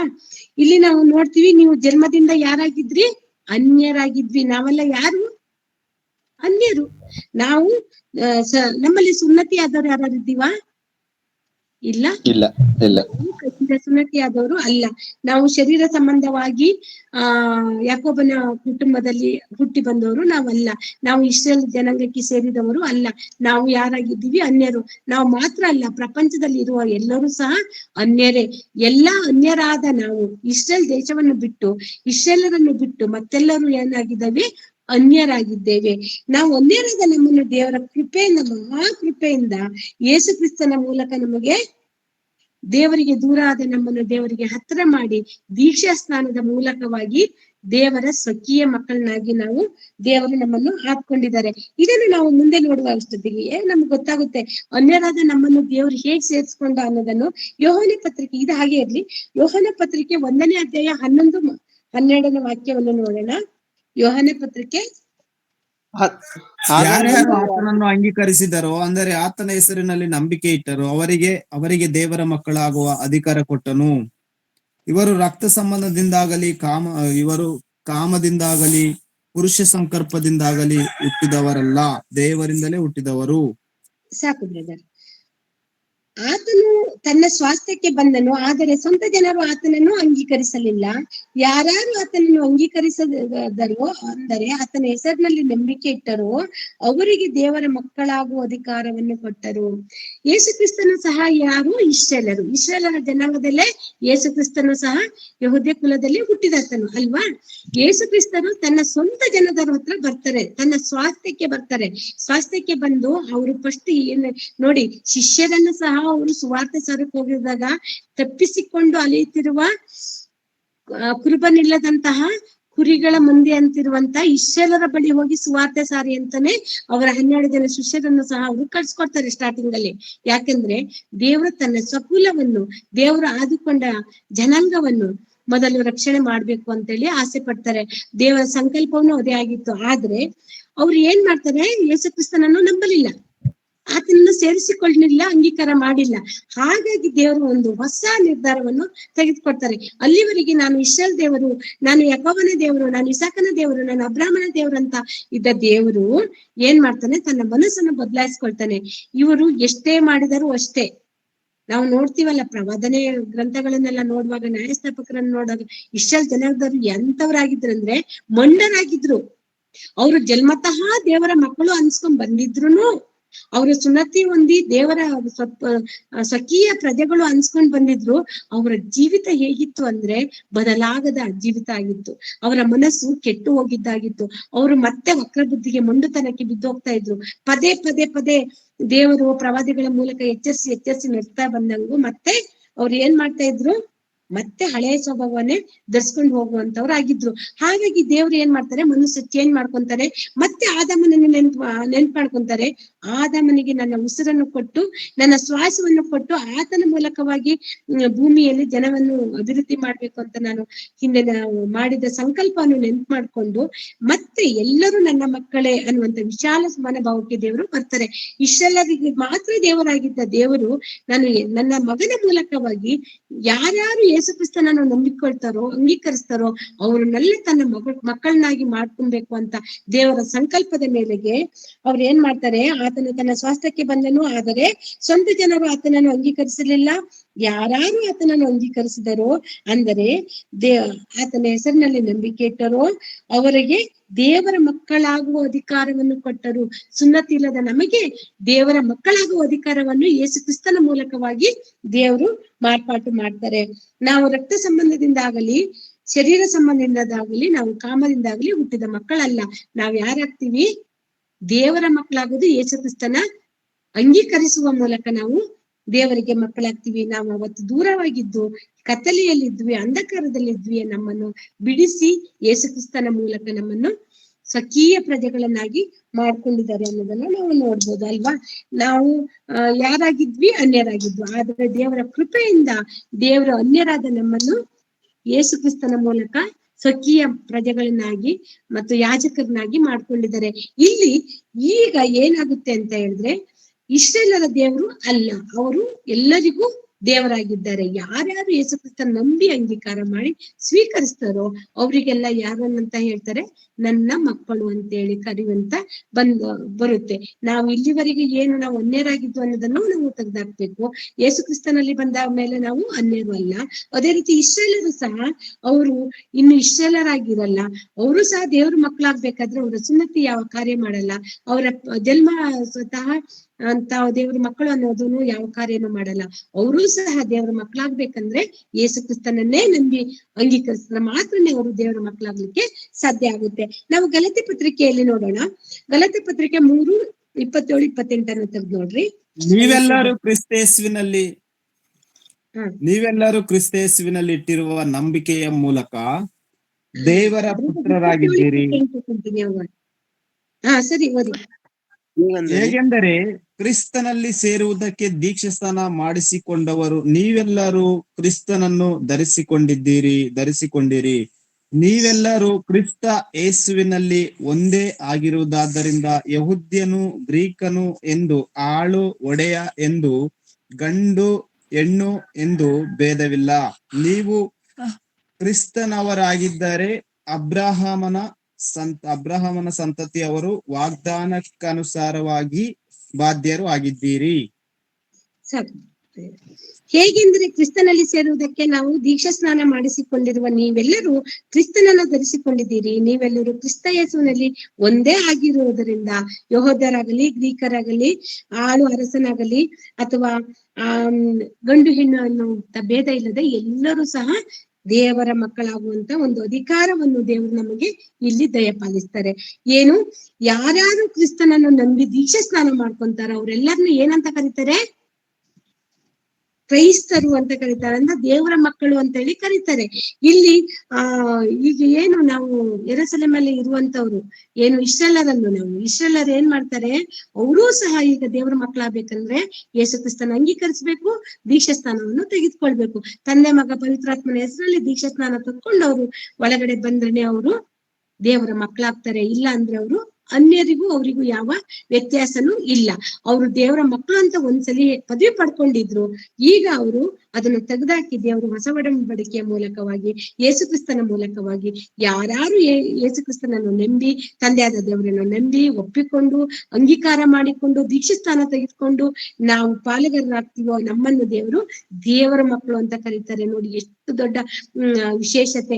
ಪ್ರಪಂಚದಲ್ಲಿ 800 ಕೋಟಿ ಜನಸಂಖ್ಯೆ ಮೇಲಿದ್ರು ಎಲ್ಲರೂ ದೇವರ ಮಕ್ಕಳು ಆಗ್ಲಿಕ್ಕೆ ಸಾಧ್ಯ ಇಲ್ಲ. ಎಲ್ಲರೂ ದೇವರ ಮಕ್ಕಳು ಅಂತಾನೆ ದೇವರು ಉಂಟು ಮಾಡಿದ್ದಾನೆ. ಆದ್ರೆ ದೇವರನ್ನು ಕಂಡುಕೊಂಡು ದೇವರನ್ನು ಹೃದಯದಲ್ಲಿ ಅಂಗೀಕಾರ ಮಾಡಿಕೊಂಡು ಯೇಸು ಕ್ರಿಸ್ತನ ಹೆಸರಿನಲ್ಲಿ ತಂದೆ ಮಗನ ಹೆಸರಿನಲ್ಲಿ ನಾವು ಪವಿತ್ರಾತ್ಮನ ಹೆಸರಿನಲ್ಲಿ ದೀಕ್ಷೆ ಸ್ನಾನ ತೆಗೆದುಕೊಂಡಾಗ ನಮ್ಮನ್ನ ದೇವರ ಮಕ್ಕಳು ಅಂತೇಳಿ ದೇವರ ತನ್ನ ಮಕ್ಕಳಾಗಿ ನಮ್ಮನ್ನು ಪ್ರತ್ಯೇಕಪಡಿಸ್ತಾರೆ ಅನ್ನೋದನ್ನು ನಾವು ಇದರ ಮೂಲಕ ನೋಡ್ಕೊಂಡಿವಿ. ಅಪೊಸ್ತಲರ ಕೃತ್ಯಗಳು 2ನೇ ಅಧ್ಯಾಯ 36-37 ನಾವು ನೋಡ್ತೀವಿ. ಇದನ್ನು ಅವರು ಕೇಳಿ ಹೃದಯದಲ್ಲಿ ಅಲುಗು ನೆಟ್ಟಂತಾಗಿ ಪೇತ್ರನು ಉಳಿದ ಅಪೊಸ್ತಲರನ್ನು, ಸಹೋದರರೇ, ನಾವೇನು ಮಾಡಬೇಕು ಎಂದು ಕೇಳಲು ಪೇತ್ರನು ಅವರಿಗೆ, ನಿಮ್ಮ ಪಾಪಗಳನ್ನು ಪರಿಹಾರ ಆಗುವುದಕ್ಕೆ ನಿಮ್ಮಲ್ಲಿ ಪ್ರತಿಯೊಬ್ಬರು ದೇವರ ಕಡೆಗೆ ತಿರುಗಿಕೊಂಡು ಯೇಸು ಕ್ರಿಸ್ತನ ಹೆಸರಿನ ಮೇಲೆ ದೀಕ್ಷೆ ಸ್ನಾನ ಮಾಡಿಸಿಕೊಳ್ಳಿರಿ, ಆಗ ನೀವು ಪವಿತ್ರಾತ್ಮ ದಾನವನ್ನು ಹೊಂದುವಿರಿ. ಸಾಕು. ಇಲ್ಲಿ ಪೇತ್ರನು ತನ್ನ ಸುವಾರ್ತೆಗಳನ್ನು ಸಾರ್ಥ ಸ್ಟಾರ್ಟಿಂಗ್ ಅಲ್ಲಿ ನಾವು ನೋಡ್ತೀವಿ. ಪೇತ್ರನ ಬೋಧನೆ ಮೂಲಕವಾಗಿ 3,000 ಜನ ದೀಕ್ಷೆ ಸ್ನಾನ ಹೊಂದು ಕ್ರಿಸ್ತನ ಸಂಘದಲ್ಲಿ ಸೇರ್ತಾರೆ ಅನ್ನೋದನ್ನು ನಾವು ನೋಡ್ತೀವಿ ಅಲ್ವಾ. ಅಲ್ಲಿ ಪೇತ್ರನು ಹೇಳ್ತಾ ಇರ್ತಾರೆ, ನೀವು ಸಿಲುಬೆಗೆ ಹಾಕಿದ ಯೇಸು ಕ್ರಿಸ್ತನೇ ನಿಜವಾದ ದೇವರು, ಆತನ ಒಡೆಯನು, ಆತನೇ ದೇವರು ಕಳಿಸ್ಕೊಟ್ಟಿದ್ದು, ಆತನ ನೀವು ಅಂಗೀಕಾರ ಮಾಡಿದ್ರೇನೆ ನಿಮಗೆ ಪವಿತ್ರಾತ್ಮ ದಾನ ಬರುತ್ತೆ, ಆಗ ನೀವು ದೇವರ ಮಕ್ಕಳಾಗ್ತೀರಿ ಅಂತ ಹೇಳಿ, ನೀವು ದೇವರಲ್ಲಿ ಸೇರ್ತೀರಿ ಅಂತ ಹೇಳ್ಕೊಂಡು, ನಿಮಗೆ ಮೋಕ್ಷ ಬೇಕಂದ್ರೆ, ನಿಮಗೆ ಏನು ನಾವು ನಿರೀಕ್ಷೆ ಮಾಡಿರುವಂತ ಪರಲೋಕ ಬೇಕು ಅಂದ್ರೆ ನೀವು ಯೇಸು ಕ್ರಿಸ್ತನ ಅಂಗೀಕಾರ ಮಾಡ್ಲೇಬೇಕು ಅಂತ ಹೇಳಿ ಅಲ್ಲಿ ಯೆಹೂದ್ಯರಿಗೆ, ಕೂಡಿದವರಿಗೆ, ಬಂದವರಿಗೆಲ್ಲರಿಗೂ ಅವನು ಬೋಧನೆ ಮಾಡೋದ್ರಿಂದ ಪೇತ್ರನ ಬೋಧನೆ ಕೇಳಿ ಎಲ್ಲರೂ ಹೃದಯದಲ್ಲಿ ಅಲುಗು ನೆಟ್ಟಂತಾಗಿ ಎಲ್ಲರೂ ಪಶ್ಚಾತ್ತಾಪ ಪಟ್ಟು, ಅಯ್ಯೋ ನಾನು ಇಂಥ ಯೇಸುವನ್ನು ಸಿಲ್ಬೇಕು ಹಾಕ್ದೋ ಅಂತೇಳಿ ಪಶ್ಚಾತ್ತಾಪ ಪಟ್ಟಿ ನಾವೇನ್ ಮಾಡ್ಬೇಕು ಸಹೋದರರು ಅಂತ ಕೇಳ್ತಾರೆ. ಅವ್ರು ಹೇಳ್ತಾರೆ ದೀಕ್ಷಾ ಸ್ನಾನ ತಗೊಳ್ಳಿ ಅಂತೇಳಿ. ಆಗ ಯೇಸು ಕ್ರಿಸ್ತನ ಹೆಸರಲ್ಲಿ ಅವರೆಲ್ಲ ದೀಕ್ಷಾ ಸ್ನಾನ ತಕೊಂಡು ಕ್ರಿಸ್ತನ ಸಂಘದಲ್ಲಿ ಸೇರ್ತಾರೆ. ಅದನ್ನ ನಮಗೆ ವಿಸ್ತಾರವಾಗಿ ಗೊತ್ತಿದೆ. ಅದೇ ರೀತಿಯಾಗಿ ಪ್ರತಿನಿತ್ಯನೂ ಅಲ್ಲಿ ರೊಟ್ಟಿ ಮುರಿಯುತ್ತಾ ಎಲ್ಲರೂ ಒಂದಾಗಿ ಅನ್ಯೋನ್ಯತೆಯಿಂದ, ಐಕ್ಯತೆಯಿಂದ ದಿನ ದಿನ ದಿನ ದಿನ ದೇವರು ಸಭೆಯಲ್ಲಿ ಜನಗಳು ಸೇರಿ ಬರ್ತಾ ಇದ್ರು ಅಂತೇಳಿ ನಾವು ನೋಡಿದೀವಿ. ಅಪೊಸ್ತಲರ ಕೃತ್ಯಗಳು 11:26 ತೆಗೆದು ನೋಡ್ರಿ. ಆಮೇಲೆ ಅವರು ಪೂರ ಒಂದು ವರ್ಷ ಸಭೆಯವರ ಸಂಗಡ ಕೂಡಿದ್ದು ಬಹು ಜನರಿಗೆ ಉಪದೇಶ ಮಾಡಿದರು. ಅಂತ್ಯೋಕ್ಯದಲ್ಲಿಯೇ ಶಿಷ್ಯರಿಗೆ ಕ್ರೈಸ್ತರೆಂಬ ಹೆಸರು ಮೊದಲು ಬಂತು. ಸಾಕು. ಇಲ್ಲಿ ಅಪೊಸ್ತಲರ ಕೃತ್ಯಗಳಲ್ಲಿ ನಾವು 11:26 ವಾಕ್ಯವನ್ನು ನೋಡುವಾಗ ಇಲ್ಲಿ ಪೌಲ ಮತ್ತೆ ಬಾರ್ನಬರು ಸುಮಾರು ಪೂರ್ತಿ 1 ವರ್ಷ ಅಲ್ಲಿ ಅಂತ್ಯೋಕ್ಯ ಪಟ್ಟಣದಲ್ಲಿ ಸಭೆಯಾಗಿ ಸೇರಿ ಅವರನ್ನೆಲ್ಲ ಬಲಗೊಳಿಸಿ ವಾಕ್ಯಗಳಲ್ಲಿ ಯೇಸು ಸ್ವಾಮಿಯ ಬಗ್ಗೆ ಚೆನ್ನಾಗಿ ಪ್ರಚಾರ ಮಾಡಿ, ತಂದೆಯಾದ ದೇವರ ಸಂಕಲ್ಪ ಏನು, ಯೇಸು ಸ್ವಾಮಿ ಬಂದಿರೋ ಸಂಕಲ್ಪ ಏನು, ನಾವು ಹೇಗೆ ಯೇಸು ಸ್ವಾಮಿಯನ್ನು ನಂಬುವ ಮೂಲಕವಾಗಿ ರಕ್ಷಣಾ ಮಾರ್ಗದಲ್ಲಿ ಬರ್ತೀವಿ ಅನ್ನೋದನ್ನು ಸುವಾರ್ತೆಯನ್ನು ಸಾರಿ, ಯೇಸು ಸ್ವಾಮಿ ಹೊರತು ಮತ್ತೆ ಯಾರು ನಮಗೆ ರಕ್ಷಣಾ ಮಾರ್ಗದಲ್ಲಿ ಕರ್ಕೊಂಡು ಬರೋಕ್ಕಾಗಲ್ಲ, ಆತನೇ ಸತ್ಯವಾದ ಮಾರ್ಗ, ಜೀವ, ಎಲ್ಲವೂ ಆತನೇ ಅಂತ ಹೇಳಿ ದೇವರ ಬಗ್ಗೆ ಪ್ರಚಾರ ಮಾಡಿ ಅಲ್ಲಿ ಉನ್ನತವಾಗಿ ಸಭೆಯನ್ನು ಸ್ಥಾಪನೆ ಮಾಡ್ತಾರೆ. ಆ ಅಂತ್ಯೋಕ್ಯದಲ್ಲಿರುವಂತಹ ಸಭೆಯಲ್ಲಿರುವಂತ ಎಲ್ಲರನ್ನು ಅವತ್ತು ಶಿಷ್ಯರಿಗೆ, ಅಲ್ಲಿರುವಂತ ಎಲ್ಲರಿಗೆ ಏನಂತ ಹೆಸರು ಬರುತ್ತೆ? ಶಿಷ್ಯರಿಗೆ ಕ್ರೈಸ್ತರು ಅಂತ ಹೇಳಿ ಹೆಸರು ಬರುತ್ತೆ. ಯಾವ ಪಟ್ಟಣದಲ್ಲಿ ಕ್ರೈಸ್ತನಂತ ಒಂದು ಹೆಸರು ಬರುತ್ತೆ ಅಂದ್ರೆ ಅಂತಿಯೋಕ್ಯ ಸಭೆಯಲ್ಲಿ. ಪೌಲನ ಮೂಲಕ ಶುರುವಾದ ಆ ಸಭೆಯವರಿಗೆ, ಅಲ್ಲಿ ಇರುವಂತ ಕ್ರೈಸ್ತರಿಗೆ ಏನಂತ ಹೆಸರು ಬರುತ್ತೆ? ಕ್ರೈಸ್ತರು ಅಂತ ಹೆಸರು ಬರುತ್ತೆ. ಅದೇ ಕ್ರೈಸ್ತರ ಎಂಬ ಪದ ಇವತ್ತು ಸಹ ಎಲ್ಲೆಲ್ಲಿ ಲೋಕದಲ್ಲಿ ಎಲ್ಲೆಲ್ಲಿ ಸಭೆಗಳಿದಾವೋ ಎಲ್ಲವೂ ಸಹ ಕ್ರೈಸ್ತನ ಸಭೆಯವರು. ನಾವೆಲ್ಲ ಯಾರು? ಕ್ರೈಸ್ತರು. ನಾವೆಲ್ಲರೂ ಎಲ್ಲೇ ಯಾವುದೇ ದೇಶದಲ್ಲಿ ಇರಬಹುದು, ನಾವು ಪಾಕಿಸ್ತಾನದಲ್ಲೇ ಇರ್ಬೋದು, ಅಮೆರಿಕದಲ್ಲೇ ಇರ್ಬೋದು, ಅಥವಾ ಇಸ್ರೇಲ್ ಅಲ್ಲಿ ಇರ್ಬೋದು, ಇಂಡಿಯಾದಲ್ಲಿ ಇರ್ಬೋದು, ಕರ್ನಾಟಕದಲ್ಲಿ ಯಾವುದೇ ಮೂಲಲ್ಲಿದ್ರು ಪ್ರತಿಯೊಬ್ಬರು ನಾವು ಏನು ತಂದೆ ಮಗ ಹೆಸರಿನಲ್ಲಿ, ತಂದೆ ಮಗ ಪವಿತ್ರಾತ್ಮನ ಹೆಸರಿನಲ್ಲಿ ದೀಕ್ಷೆ ಸ್ನಾನ ತೆಗೆದುಕೊಂಡು ದೇವರಲ್ಲಿ ಸೇರ್ಕೊಂಡಿದೀವೋ ನಮ್ಮನ್ನು ಏನಂತ ಕರೀತಾರೆ?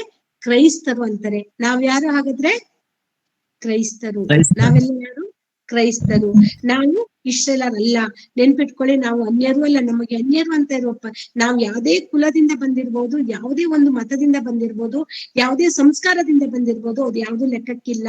ಯೇಸು ಸ್ವಾಮಿಯನ್ನು ನಾವು ಸೇರಿದ ಮೇಲೆ ನಮಗೆ ಕ್ರೈಸ್ತರು ಅಂತ ಹೇಳಿದ್ದಾರೆ. ಆ ಹೆಸರಿನಲ್ಲಿ ನಾವು ನಾಚಿಕೆ ಪಡಬಾರ್ದಂತೆ.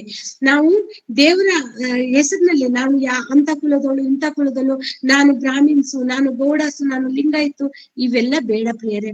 ಅವೆಲ್ಲವೂ ಏನು, ಮನುಷ್ಯನು ತನ್ನ ಜಾತಿ ಏನು ಹೆಂಗ್ ಉಂಟು ಮಾಡ್ಕೊಂಡ ಜಾತಿಯನ್ನು, ಅವನ ಕಸುಬಿನ ಮೇಲೆ ಅವನ ಜಾತಿಯನ್ನು ನಿರ್ಧಾರ ಮಾಡ್ಕೊಂಡ, ಅವನು ಮಾಡುವಂತ ಉದ್ಯೋಗದ ಮೇಲೆ ಜಾತಿಯನ್ನು ನಿರ್ಧಾರ ಮಾಡ್ಕೊಂಡ. ಇಲ್ಲಿ ಯಾವ ಜಾತಿ ಇಲ್ಲ. ದೇವ್ರು ಹೇಳ್ತಾನೆ ಯಾವ ಜನಾಂಗನೂ ಇಲ್ಲ, ಯಾವ ಮತಭೇದನೂ ಇಲ್ಲ. ಅದಕ್ಕೆ ಹೇಳ್ತಿದ್ದಾರೆ, ಗ್ರೀಕರು ಯಹೂದ್ಯರು ಅನ್ನೋ ಭೇದ ಭಾವ ಇಲ್ಲ, ಆಳು ಅರಸನು ಅಂತ ಭೇದ ಭಾವ ಇಲ್ಲ, ಹೆಣ್ಣು ಗಂಡು ಎಂಬ ಭೇದ ಭಾವ ಇಲ್ಲ, ನಪುಂಸಕ ಅನ್ನುವಂತ ಭೇದ ಭಾವ ಇಲ್ಲ. ಯಾರ್ಯಾರು ಕ್ರಿಸ್ತನ ಮಾರ್ಗದಲ್ಲಿ ಬರ್ತಾರೋ ಅವರಿಗೆಲ್ಲ ಕ್ರೈಸ್ತರು ಅಂತ ಹೊಸ ಹೆಸರನ್ನು ದೇವರು ಕೊಡ್ತಾನೆ. ಹಾಗಾಗಿ ನಾವು ಕ್ರೈಸ್ತರು. ಇಷ್ಟೆಲ್ಲರೂ ಸಹ ಅವರು ಸಹ ಕ್ರೈಸ್ತರಾಗ್ಬೇಕು ಅಂದ್ರೆ ಯೇಸು ಕ್ರಿಸ್ತನ್ನೇ ನಂಬಬೇಕು. ಅವರಿಗೂ ಪರಲೋಕದಲ್ಲಿ ಬಾಧ್ಯತೆ ಹೊಂದ್ಬೇಕು ಅಂದ್ರೆ ಅವರು ಸಹ ಕ್ರಿಸ್ತನಲ್ಲಿ ಬರ್ಬೇಕು, ಅವರು ಕ್ರೈಸ್ತರು ಅನ್ಸ್ಕೊಬೇಕು. ಹಾಗಾಗಿ ಕೊನೆಗೊಂದು ವಚನವನ್ನು ಓದಿ ಮುಗಿಸ್ಕೊಳ್ಳೋಣ. 1 ಪೇತ್ರ 4ನೇ ಅಧ್ಯಾಯ 16ನೇ ವಾಕ್ಯ. ಆದರೆ ಕ್ರೈಸ್ತನಾಗಿ ಬಾಧೆ ಪಟ್ಟರೆ ಅವನು ನಾಚಿಕೆ ಪಡದೆ ಆ ಹೆಸರಿನಿಂದಲೇ ದೇವರನ್ನು ಘನಪಡಿಸಲಿ. ಆಮೇಲೆ ಇಲ್ಲಿ ಕ್ರೈಸ್ತನಾಗಿ ಬಾಧೆ ಪಟ್ಟರೆ ಅವನು ನಾಚಿಕೆ ಪಡದೆ ಆ ಹೆಸರಿನಿಂದಲೇ ದೇವರನ್ನು ಘನಪಡಿಸಲಿ. ನಾವು ಕ್ರೈಸ್ತರಂತ ಹೆಸರು ಹೊಂದ್ಕೊಂಡಿದೀವಿ ಅಂದ್ರೆ ಈ ಹೆಸರಿನಲ್ಲೇ ನಾವು ದೇವರನ್ನು ಮಹಿಮೆ ಪಡಿಸಬೇಕು, ನಾವು ಸಹ ಪರಲೋಕವನ್ನು ಸೇರ್ಬೇಕು. ಇದಕ್ಕೆ ನಾವು ನಾಚಿಕೆ ಪಡಬಾರ್ದು. ನಾವ್ ಯಾಕೆ ನಾಚಿಕೆ ಪಡ್ಬೇಕು? ನಮಗೋಸ್ಕರ ನಾಚಿಕೆ ಪಟ್ರ ಯೇಸು ಸ್ವಾಮಿ. ಅವರು ಶಿಲ್ಬೆಯಲ್ಲಿ ಬೆತ್ತಲೆ ಆಗಿದ್ರು. ನಾಚಿಕೆ ಪಟ್ಟು ಅವ್ರೇನಾದ್ರು ಅಯ್ಯೋ ನಾನು ಬೆತ್ತಲೆ ಆಗ್ಬೇಕಂತ ಹೇಳಿದ್ರೆ ನಮ್ಗೆ ರಕ್ಷಣೆ ಮಗ ಬರ್ತಾ ಇತ್ತ? ಅವರ ರಕ್ತ ಪೂರ್ತಿಯನ್ನು ಸುರಿದ್ರು, ಈಟಿಯಿಂದ ತೀವಿದ್ರು, ಮುಖಕ್ಕೆ ಉಗಿದ್ರು, ಬಾಸುಂಡೆಗಳು ಬರುವ ಹಾಗೆ ಚಾಟಿಯಿಂದ ಹೊಡೆದ್ರು. ಅವ್ರೇನಾದ್ರು ನಾಚಿಕೆ ಪಟ್ರ? ಅವ್ರೇನಾದ್ರು ನಾಚಿಕೆ ಪಟ್ಟು ನನ್ಗೆ ಆಗಲ್ಲ ತಂದೆ ಅಂತ ಒಂದು ಸಲ ಪ್ರಾರ್ಥನೆ ಮಾಡಿದ್ರೆ ನಮಗೆ ರಕ್ಷಣಾ ಮಾರ್ಗ ಬರ್ತಾ ಇತ್ತಾ? ಯೇಸು ಸ್ವಾಮಿ ಸಿಲ್ವೆ ಮರಣವನ್ನು ಹೊಂದದೆ ಹೋಗಿದ್ರೆ ನಾವೇನಾದ್ರು ಕ್ರೈಸ್ತರು ಅನ್ಸ್ಕೊಂತಿದ್ವಾ? ನಾವು ದೇವರ ಮಕ್ಕಳಾಗ್ತಿದ್ವಾ? ಸತ್ರ ಮೇಲೆ ಪರಲೋಕಕ್ಕೆ ಹೋಗ್ತೀವಂತ ಕನ್ಸು ಕಾಣ್ಲಿಕ್ಕೆ ಆಗ್ತಿತ್ತ? ಇಲ್ಲ ಪ್ರಿಯರೇ. ಹಾಗಾಗಿ ನಮಗೆ ಈ ಭೂಲೋಕದಲ್ಲಿ ಯಾವ ನಾಮದಲ್ಲೂ ನಮ್ಮನ್ನು ದೇವರ ಬಳಿಗೆ ಸೇರ್ಸಕ್ಕೆ ಸಾಧ್ಯ ಇಲ್ಲ. ಯೇಸು ನಾಮದಿಂದ ಮಾತ್ರನೇ ನಾವು ದೇವರನ್ನು ಘನಪಡಿಸಿದರೆ ಮಾತ್ರನೇ ನಾವು ಪರಲೋಕಕ್ಕೆ ಬಾಧ್ಯಸ್ಥರಾಗ್ತೀವಿ ಪ್ರಿಯರೇ. ನಾವು ನೆನ್ಪಿಟ್ಕೊಳ್ಳೋಣ, ಎಲ್ಲದಕ್ಕಿಂತ ಶ್ರೇಷ್ಠ ನಾವು ಹೇಳ್ತೀವಿ ಯೇಸು ನಾಮ ಅತಿಶಯ ನಾಮ. ಈ ಹಾಡನ್ನು ನೆನ್ಪು ಮಾಡ್ಕೊಳ್ಳಿ. ನಿಜವಾಗ್ಲೂ ಎಲ್ಲಾ ನಾಮಗಳಿಗಿಂತ ಶ್ರೇಷ್ಠವಾದ ನಾಮ ಯೇಸು ನಾಮ. ಆ ಹೆಸರಿನನ್ನು ನಾವು ಹೇಳ್ಕೊಂಡೋಕೆ ನಾಚಿಕೆ ಪಡಬಾರ್ದು. ನಾವು ಕ್ರೈಸ್ತರ ಅನ್ಸ್ಕೊಂಡಕ್ಕೆ ನಾಚಿಕೆ ಪಡಬಾರ್ದು. ಇನ್ನೂ ಕೆಲವರು ಜಾತಿ ಪದ್ಧತಿ ಮೂಢ ಪದ್ಧತಿಯಲ್ಲಿ ಇದ್ದೇವೆ, ಅದನ್ನ ಬಿಟ್ಟು ಬಿಡೋಣ. ನಾವೆಲ್ಲರೂ ದೇವರ ಮಕ್ಕಳು, ನಾವೆಲ್ಲರೂ ಕ್ರೈಸ್ತರು. ನಾವು ಹುಟ್ಟಿನಿಂದ ಬಂದ ಕ್ರೈಸ್ತರೋ ಮಧ್ಯದಲ್ಲಿ ಬಂದ ಕ್ರೈಸ್ತರೋ ಬೇಡ. ನಾವು ಯೇಸು ಸ್ವಾಮಿಯನ್ನು ನಂಬಿ ಅಂಗೀಕರಿಸಿದ ಮೇಲೆ ನಾವು ಕ್ರೈಸ್ತರಾಗ್ತೀವಿ. ದೀಕ್ಷಾ ಸ್ನಾನ ತೆಗೆದುಕೊಂಡು ಯಾರು ಕ್ರಿಸ್ತನ ಸಭೆಯಲ್ಲಿ ಸೇರ್ತಾರೋ ಅವರೆಲ್ಲರೂ ಕ್ರೈಸ್ತರು ಅಂತ ಹೆಸರನ್ನು ಪಡ್ಕೊಂಡಿದೀವಿ ಪ್ರಿಯರೇ. ನಾವು ಕ್ರೈಸ್ತರು. ಇಲ್ಲಿ ನಾವು ಇಸ್ರೇಲರ್ ಅಲ್ಲ ಅನ್ನೋದು ಪಕ್ಕ ಮಾಡ್ಕೊಳ್ಳೋಣ. ಇವತ್ತು ಯಾವ ಇಸ್ರೇಲ್ ಜನಾಂಗದಲ್ಲಿ ಇದ್ದವರು, ಇಸ್ರೇಲ್ ದೇಶ ಇದೆ, ಆ ಇಸ್ರೇಲ್ ದೇಶದಲ್ಲಿ ಇರುವವರು ಮಾತ್ರ ಇಸ್ರೇಲರು. ಅವರು ಸಹ ದೇವರ ಮಕ್ಕಳಾಗ್ಬೇಕಂದ್ರೆ ಕ್ರೈಸ್ತತ್ವದಲ್ಲಿ ಬದಲೇಬೇಕು ಪ್ರಿಯರೇ. ಇದನ್ನ ನೆನ್ಪು ಮಾಡ್ಕೊಳ್ಳೋಣ. ನಾವು ಎಲ್ಲರೂ ದೇವರ ಮಕ್ಕಳು ಅನ್ಸ್ಕೊಂಡು ನಾವು ಪರಲೋಕಕ್ಕೆ ಹೋಗ್ಬೇಕಂದ್ರೆ ನಾವು ಕ್ರೈಸ್ತರಾಗಿರ್ಬೇಕು. ಕ್ರೈಸ್ತರಂತ ಹೇಳಿದ್ರೆ ಗೊತ್ತಲ್ಲ, ಯೇಸು ಸ್ವಾಮಿಯನ್ನು ಹೃದಯದಲ್ಲಿ ಅಂಗೀಕರಿಸಿ, ತಂದೆಯಾದ ದೇವರನ್ನು ಅಂಗೀಕರಿಸಿ, ತಂದೆ ಮಗ ಪವಿತ್ರಾತ್ಮ ಹೆಸರಿನಿಂದ ದೀಕ್ಷಾ ಸ್ನಾನ ತೆಗೆದುಕೊಂಡು ನಾವು ಯಾವಾಗ ಸಭೆ ಸೇರ್ತೀವೋ ನಾವು ಕ್ರೈಸ್ತರಾಗ್ತೀವಿ ಪ್ರಿಯರೇ. ಹಾಗಾಗಿ ನಾವು ಕ್ರೈಸ್ತರು, ನಾವು ಇಸ್ರೇಲರು ಅಲ್ಲ. ನಮಗೆ ಯಾವ ಆಚಾರ ಪದ್ಧತಿ ಇಲ್ಲ. ನಾವು ಎಲ್ಲಾ ದಿನದಲ್ಲೂ, ಎಲ್ಲಾ ಜಾಗದಲ್ಲೂ, ಎಲ್ಲಾ ಸಮಯದಲ್ಲೂ ನಾವು ದೇವರನ್ನು ಆರಾಧನೆ ಮಾಡ್ಬೋದು. ನಾವು ದೇವರ ಸ್ವಕೀಯ ಮಕ್ಕಳು, ನಾವು ದೇವರ ಯಾಜಕರು, ರಾಜವಂಶಸ್ಥರು. ಎಲ್ಲ ಹೆಸರನ್ನು ನಮಗೆ ಕೊಟ್ಟಾರೆ. ಎಲ್ಲದಕ್ಕಿಂತ ಶ್ರೇಷ್ಠ ಹೆಸರು ಕ್ರೈಸ್ತರು ಅನ್ನೋಂತ ಹೆಸರು ಕೊಟ್ಟಿದ್ದಾರೆ. ಇಲ್ಲಿ ಯಾವ ಭೇದ ಭಾವನೂ ಇಲ್ಲ. ನಾವೆಲ್ಲರೂ ಕ್ರೈಸ್ತರು, ನಾವು ಇಸ್ರೇಲರಲ್ಲ. ಇದನ್ನು ನಿಮಗೆ ಅರ್ಥ ಆಯ್ತು ಅಂತ ಅನ್ಕೊಂತೀನಿ. ನನಗೆ ತಿಳಿದ ಮಟ್ಟಿಗೆ ನಾನು ಹೇಳಿದ್ದೀನಿ. ದೇವರು ಕೊಟ್ಟ ಈ ಅವಕಾಶವನ್ನು ನಾನು ವಾಕ್ಯದಲ್ಲಿ ನಿಮಗೆ ಸಾಧ್ಯವಾದಷ್ಟು ಹೇಳಿದ್ದಕ್ಕಾಗಿ ದೇವರಿಗೆ ಸ್ತೋತ್ರ ಮಾಡ್ತೀನಿ. ಈ ವಾಕ್ಯಗಳ ಮೂಲಕ ನಿಮ್ಮನ್ನು ದೇವರು ಆಶೀರ್ವದಿಸಲಿ. ಕೊನೆಯದಾಗಿ ಪ್ರಾರ್ಥನೆ ಮಾಡಿ ಮುಗಿಸೋಣ. ನಮ್ಮನ್ನು ಬಹಳವಾಗಿ ಪ್ರೀತಿಸುವ ಪರಲೋಕದಲ್ಲಿರುವ ತಂದೆಯಾದ ದೇವರೇ, ನಿಮ್ಮ ನಾಮಕ್ಕೆ ಸ್ತೋತ್ರವಾಗಲಿ, ಮಹಿಮೆಯಾಗಲಿ. ಅಪ್ಪ ತಂದೆ, ಈ ಬೆಳಗಿನ ಜಾವದಲ್ಲಿ ಕರ್ತನೆ ನಿನ್ನನ್ನು ನೆನೆಸಿಕೊಂಡು ನಿನ್ನ ವಾಕ್ಯಗಳನ್ನು ಹೇಳುವಂತ ಒಂದು ಮಹಾ ಅವಕಾಶವನ್ನು ಅಣ್ಣನವರ ಮೂಲಕವಾಗಿ ನನಗೆ ಕೂಡಿಸಿಕೊಟ್ಟಿದ್ದಕ್ಕಾಗಿ ಸ್ತೋತ್ರ ತಂದೆ. ಹೌದು ಸ್ವಾಮಿ, ನೀನು ಕೊಟ್ಟಂತ ಈ ಅವಕಾಶದಲ್ಲಿ ನನಗೆ ಗೊತ್ತಿರುವ ಮಟ್ಟಿಯಲ್ಲಿ ಕರ್ತನೆ ನಿನ್ನ ಮಾತುಗಳನ್ನು ಆಡಿದ್ದೇನೆ ಕರ್ತನೆ. ಆಡಿದ ಮಾತುಗಳು ನಿನ್ನ ಮಕ್ಕಳ ಹೃದಯದಲ್ಲಿ ಹಚ್ಚ ಹಸಿರಾಗಿ ಉಳಿದು ಕರ್ತನೆ, ನಿನ್ನ ವಾಕ್ಯಗಳನ್ನು ಕೈಕೊಂಡು ನಡೆದು ಇಷ್ಟೆಲ್ಲರಾಗಿರದೆ ನಾವು ಕ್ರಿಸ್ತನಲ್ಲಿ ಬಂದಿದ್ದೇವೆ, ನಾವು ಕ್ರೈಸ್ತರಾಗಿದ್ದೇವೆ ಎಂಬುದನ್ನು ತಿಳಿದುಕೊಂಡು ಆ ಹೆಸರಿನ ಮೂಲಕವಾಗಿ ಸಂತೋಷ ಪಡೆದೆ, ನಾಚಿಕೆ ಪಡೆದೆ, ಸಂತೋಷ ಪಟ್ಟು ನೀನಿರುವ ಮಹಾಲೋಕವನ್ನು ಪಡೆದುಕೊಳ್ಳಲು ಬೇಕಾದ ಎಲ್ಲವನ್ನು ಒಬ್ಬೊಬ್ಬರಿಗೂ ದಯಪಾಲಿಸು. ಅಪ್ಪ ತಂದೆಯೇ, ವಿಶೇಷವಾಗಿ ಸಭೆಯಲ್ಲಿರುವಂತಹ ನಿನ್ನ ಮಕ್ಕಳು ಕರ್ತನೆ, ಯಾವ ಸ್ಥಿತಿಯಲ್ಲಿದ್ದರೋ, ಅನಾರೋಗ್ಯದಲ್ಲಿದ್ದರೋ ಅವರನ್ನೆಲ್ಲ ಮುಟ್ಟಿ ಗುಣಪಡಿಸಿ. ವಿಶೇಷವಾಗಿ ಚಿಕ್ಕಮಂಡ್ಯದಲ್ಲಿರುವಂತಹ ಕಮಲ ಸಿಸ್ಟರ್ ಅವರ ಹಸ್ಬೆಂಡ್ ಕರ್ತನೆ, ಮೊನ್ನೆ ಮರದಲ್ಲಿ ಹರೆಯನ್ನು ಕಡಿಯುವಾಗ ಕೆಳಗೆ ಬಿದ್ದು ಕಾಲಿಗೆ ಪೆಟ್ಟಾಗಿ ಆಪರೇಷನ್ ಆಗಿದೆ, ಆಸ್ಪತ್ರೆಯಲ್ಲಿದ್ದಾರೆ ಕರ್ತನೆ. ಅವರಿಗೆ ಒಂದು ಅವಕಾಶವನ್ನು ಕೊಟ್ಟು ಅವರ ಮನ ತಿರುಗಲು ಒಂದು ಅವಕಾಶವನ್ನು ಮಾಡಿಕೊಟ್ಟಿಯ ಈ ಸಮಯದಲ್ಲಿ ಅವರನ್ನು ಬದುಕಿಸಿದ್ದೀಯ ಕರ್ತನೆ. ಅದಕ್ಕಾಗಿ ನಿಮ್ಗೆ ಸ್ತೋತ್ರ ಹೇಳ್ತೇನೆ. ಅವರನ್ನು ಕರ್ತನೆ ನೆನಪಿಸಿಕೊಂಡು ಅವರ ಮನಸ್ಸನ್ನು ಮಾರ್ಪಾಡು ಹೊಂದಿ ದೇವರಿಗಾಗಿ ಕೊಟ್ಟ ಆಯುಷ್ಯನ್ನು, ಈ ಕೊಟ್ಟ ಅವಕಾಶವನ್ನು ಉಪಯೋಗಿಸಿಕೊಳ್ಳುವಂತೆ ಕೃಪೆಯನ್ನು ಕೊಡಿ. ಅವರ ಕುಟುಂಬದಲ್ಲಿ ಸಮಾಧಾನವನ್ನು ಕೊಡಿ ಕರ್ತನೆ. ಅಪ್ಪ, ಕಮಲ ಸಿಸ್ಟರ್ ಅನ್ನು ಆಶೀರ್ವದಿಸು, ಬಲಪಡಿಸು ಕರ್ತನೆ. ವಾಕ್ಯದಿಂದ ಬಲಗೊಡಲಿ. ಜನರು ಏನೇ ಅಂದರೂ ಕರ್ತನೆ, ನಿನ್ನನ್ನು ನಂಬಿಕೊಂಡಿರುವ ಮಕ್ಕಳು ಕರ್ತನೆ ಸೋತು ಹೋಗದ ಹಾಗೆ ಬರುವಂತ ಶೋಧನೆ ಮತ್ತು ಎಲ್ಲಾ ನೋವುಗಳಲ್ಲೂ ಕರ್ತನೆ ಬಲವಾಗಿ ನಿನ್ನಲ್ಲಿ ಭರವಸೆ ಇಟ್ಟು ನೀನು ಕೊಡುವಂತ ಮಹಾ ಒಂದು ಜೀವಮಾಲೆಗಾಗಿ ಕರ್ತನೆ ಎಲ್ಲರೂ ತವಕ ಪಡುವಂತೆ ನಿನ್ನನ್ನೇ ನಿರೀಕ್ಷಿಸಿಕೊಂಡು ಎಲ್ಲವನ್ನು ಸಹಿಸಿಕೊಳ್ಳು, ಕೊನೆಯವರೆಗೂ ಸಹಿಸಿಕೊಳ್ಳುವನು, ರಕ್ಷಣೆ ಹೊಂದುವನು ಎಂದು ಹೇಳಿದ್ದೀಯ ಕರ್ತನೆ. ಹಾಗಾಗಿ ಪ್ರತಿಯೊಬ್ಬರು ಎಲ್ಲಾ ಕಷ್ಟ ಸಮಸ್ಯೆಗಳಲ್ಲೂ ಕರ್ತನೆ ನಿನ್ನನ್ನೇ ಆಧಾರಗೊಳ್ಳುವಂತೆ ಕೃಪೆಯನ್ನು ಕೊಡಬೇಕೆಂದು ಪ್ರಾರ್ಥಿಸುತ್ತಾ, ಅದೇ ರೀತಿಯಾಗಿ ಎಲ್ಲಾ ದೇವ ಸೇವಕರನ್ನು ನೆನೆಸಿಕೊಂಡು ನಮಗೆ ಪಾಠ ಹೇಳಿಕೊಟ್ಟು ಪ್ರತಿನಿತ್ಯ ನಮ್ಮನ್ನು ಬೆಳೆಸುತ್ತಿರುವ ಒಬ್ಬೊಬ್ಬ ದೇವ ಸೇವಕರನ್ನು ನೆನಪು ಮಾಡಿಕೊಳ್ಳುತ್ತಾ ಅವರಿಗಾಗಿ ಪ್ರಾರ್ಥಿಸುತ್ತೇನೆ. ಅವರನ್ನು, ಅವರ ಕುಟುಂಬವನ್ನು ಆಶೀರ್ವದಿಸುತ್ತಂದೆ. ಅದೇ ರೀತಿ ನಮ್ಮನ್ನು ಇಲ್ಲಿವರೆಗೆ ಕರ್ತನೆ ನಮ್ಮನ್ನು ಕಾಪಾಡಿಕೊಂಡು ಬೆಳೆಸಿಕೊಂಡು ಬರುತ್ತಿರುವಂತ ರಾಮಣ್ಣರನ್ನು, ಅವರ ಕುಟುಂಬವನ್ನು ನೆನೆಸಿಕೊಳ್ಳುತ್ತೇನೆ. ನಮ್ಮ ಸಭಾ ಪಾಲಕರ ಕುಟುಂಬವನ್ನು ಅವರನ್ನು ಆಶೀರ್ವದಿಸು, ಬಲಪಡಿಸು ಕರ್ತನೆ. ಅಪ್ಪ, ನಿನ್ನ ಸೇವೆಗಳು ಎಲ್ಲಾ ಕಡೆನೂ ತಲುಪಬೇಕು ಕರ್ತನೆ. ನಿನ್ನ ಮಾತುಗಳು ಪ್ರತಿಯೊಬ್ಬರ ಕಿವಿಗೆ ತಲುಪುವಂತೆ ಸತ್ಯವಾಕ್ಯಗಳನ್ನು ಸಾರಲು ಎಲ್ಲರನ್ನು ಬಲಪಡಿಸಿ ಎಂದು ಪ್ರಾರ್ಥಿಸುತ್ತಾ, ಅದೇ ರೀತಿಯಾಗಿ 11ನೇ ತಾರೀಕು ನಡೆಯುವಂತ ಎಕ್ಸಾಮಿಗಾಗಿ ಪ್ರಾರ್ಥಿಸುತ್ತೇನೆ. ಯಾರ್ಯಾರು ಎಕ್ಸಾಮ್ ಬರೆಯಲು ತಯಾರಾಗಿದ್ದಾರೋ ಅವರನ್ನೆಲ್ಲ ಬಲಪಡಿಸಿ ನಿನ್ನ ಪವಿತ್ರಾತ್ಮನ ಸಹಾಯದಿಂದ ಜ್ಞಾಪಕ ಶಕ್ತಿಯನ್ನು ಕೊಟ್ಟು ಒಬ್ಬೊಬ್ಬರನ್ನು ನಿನ್ನ ವಾಕ್ಯಗಳನ್ನು ಸರಿಯಾಗಿ ಕಲಿತುಕೊಂಡು ಬರೆಯುವಂತ ಕೃಪೆಯನ್ನು ಕರುಣಿಸು ಕರ್ತನೆ.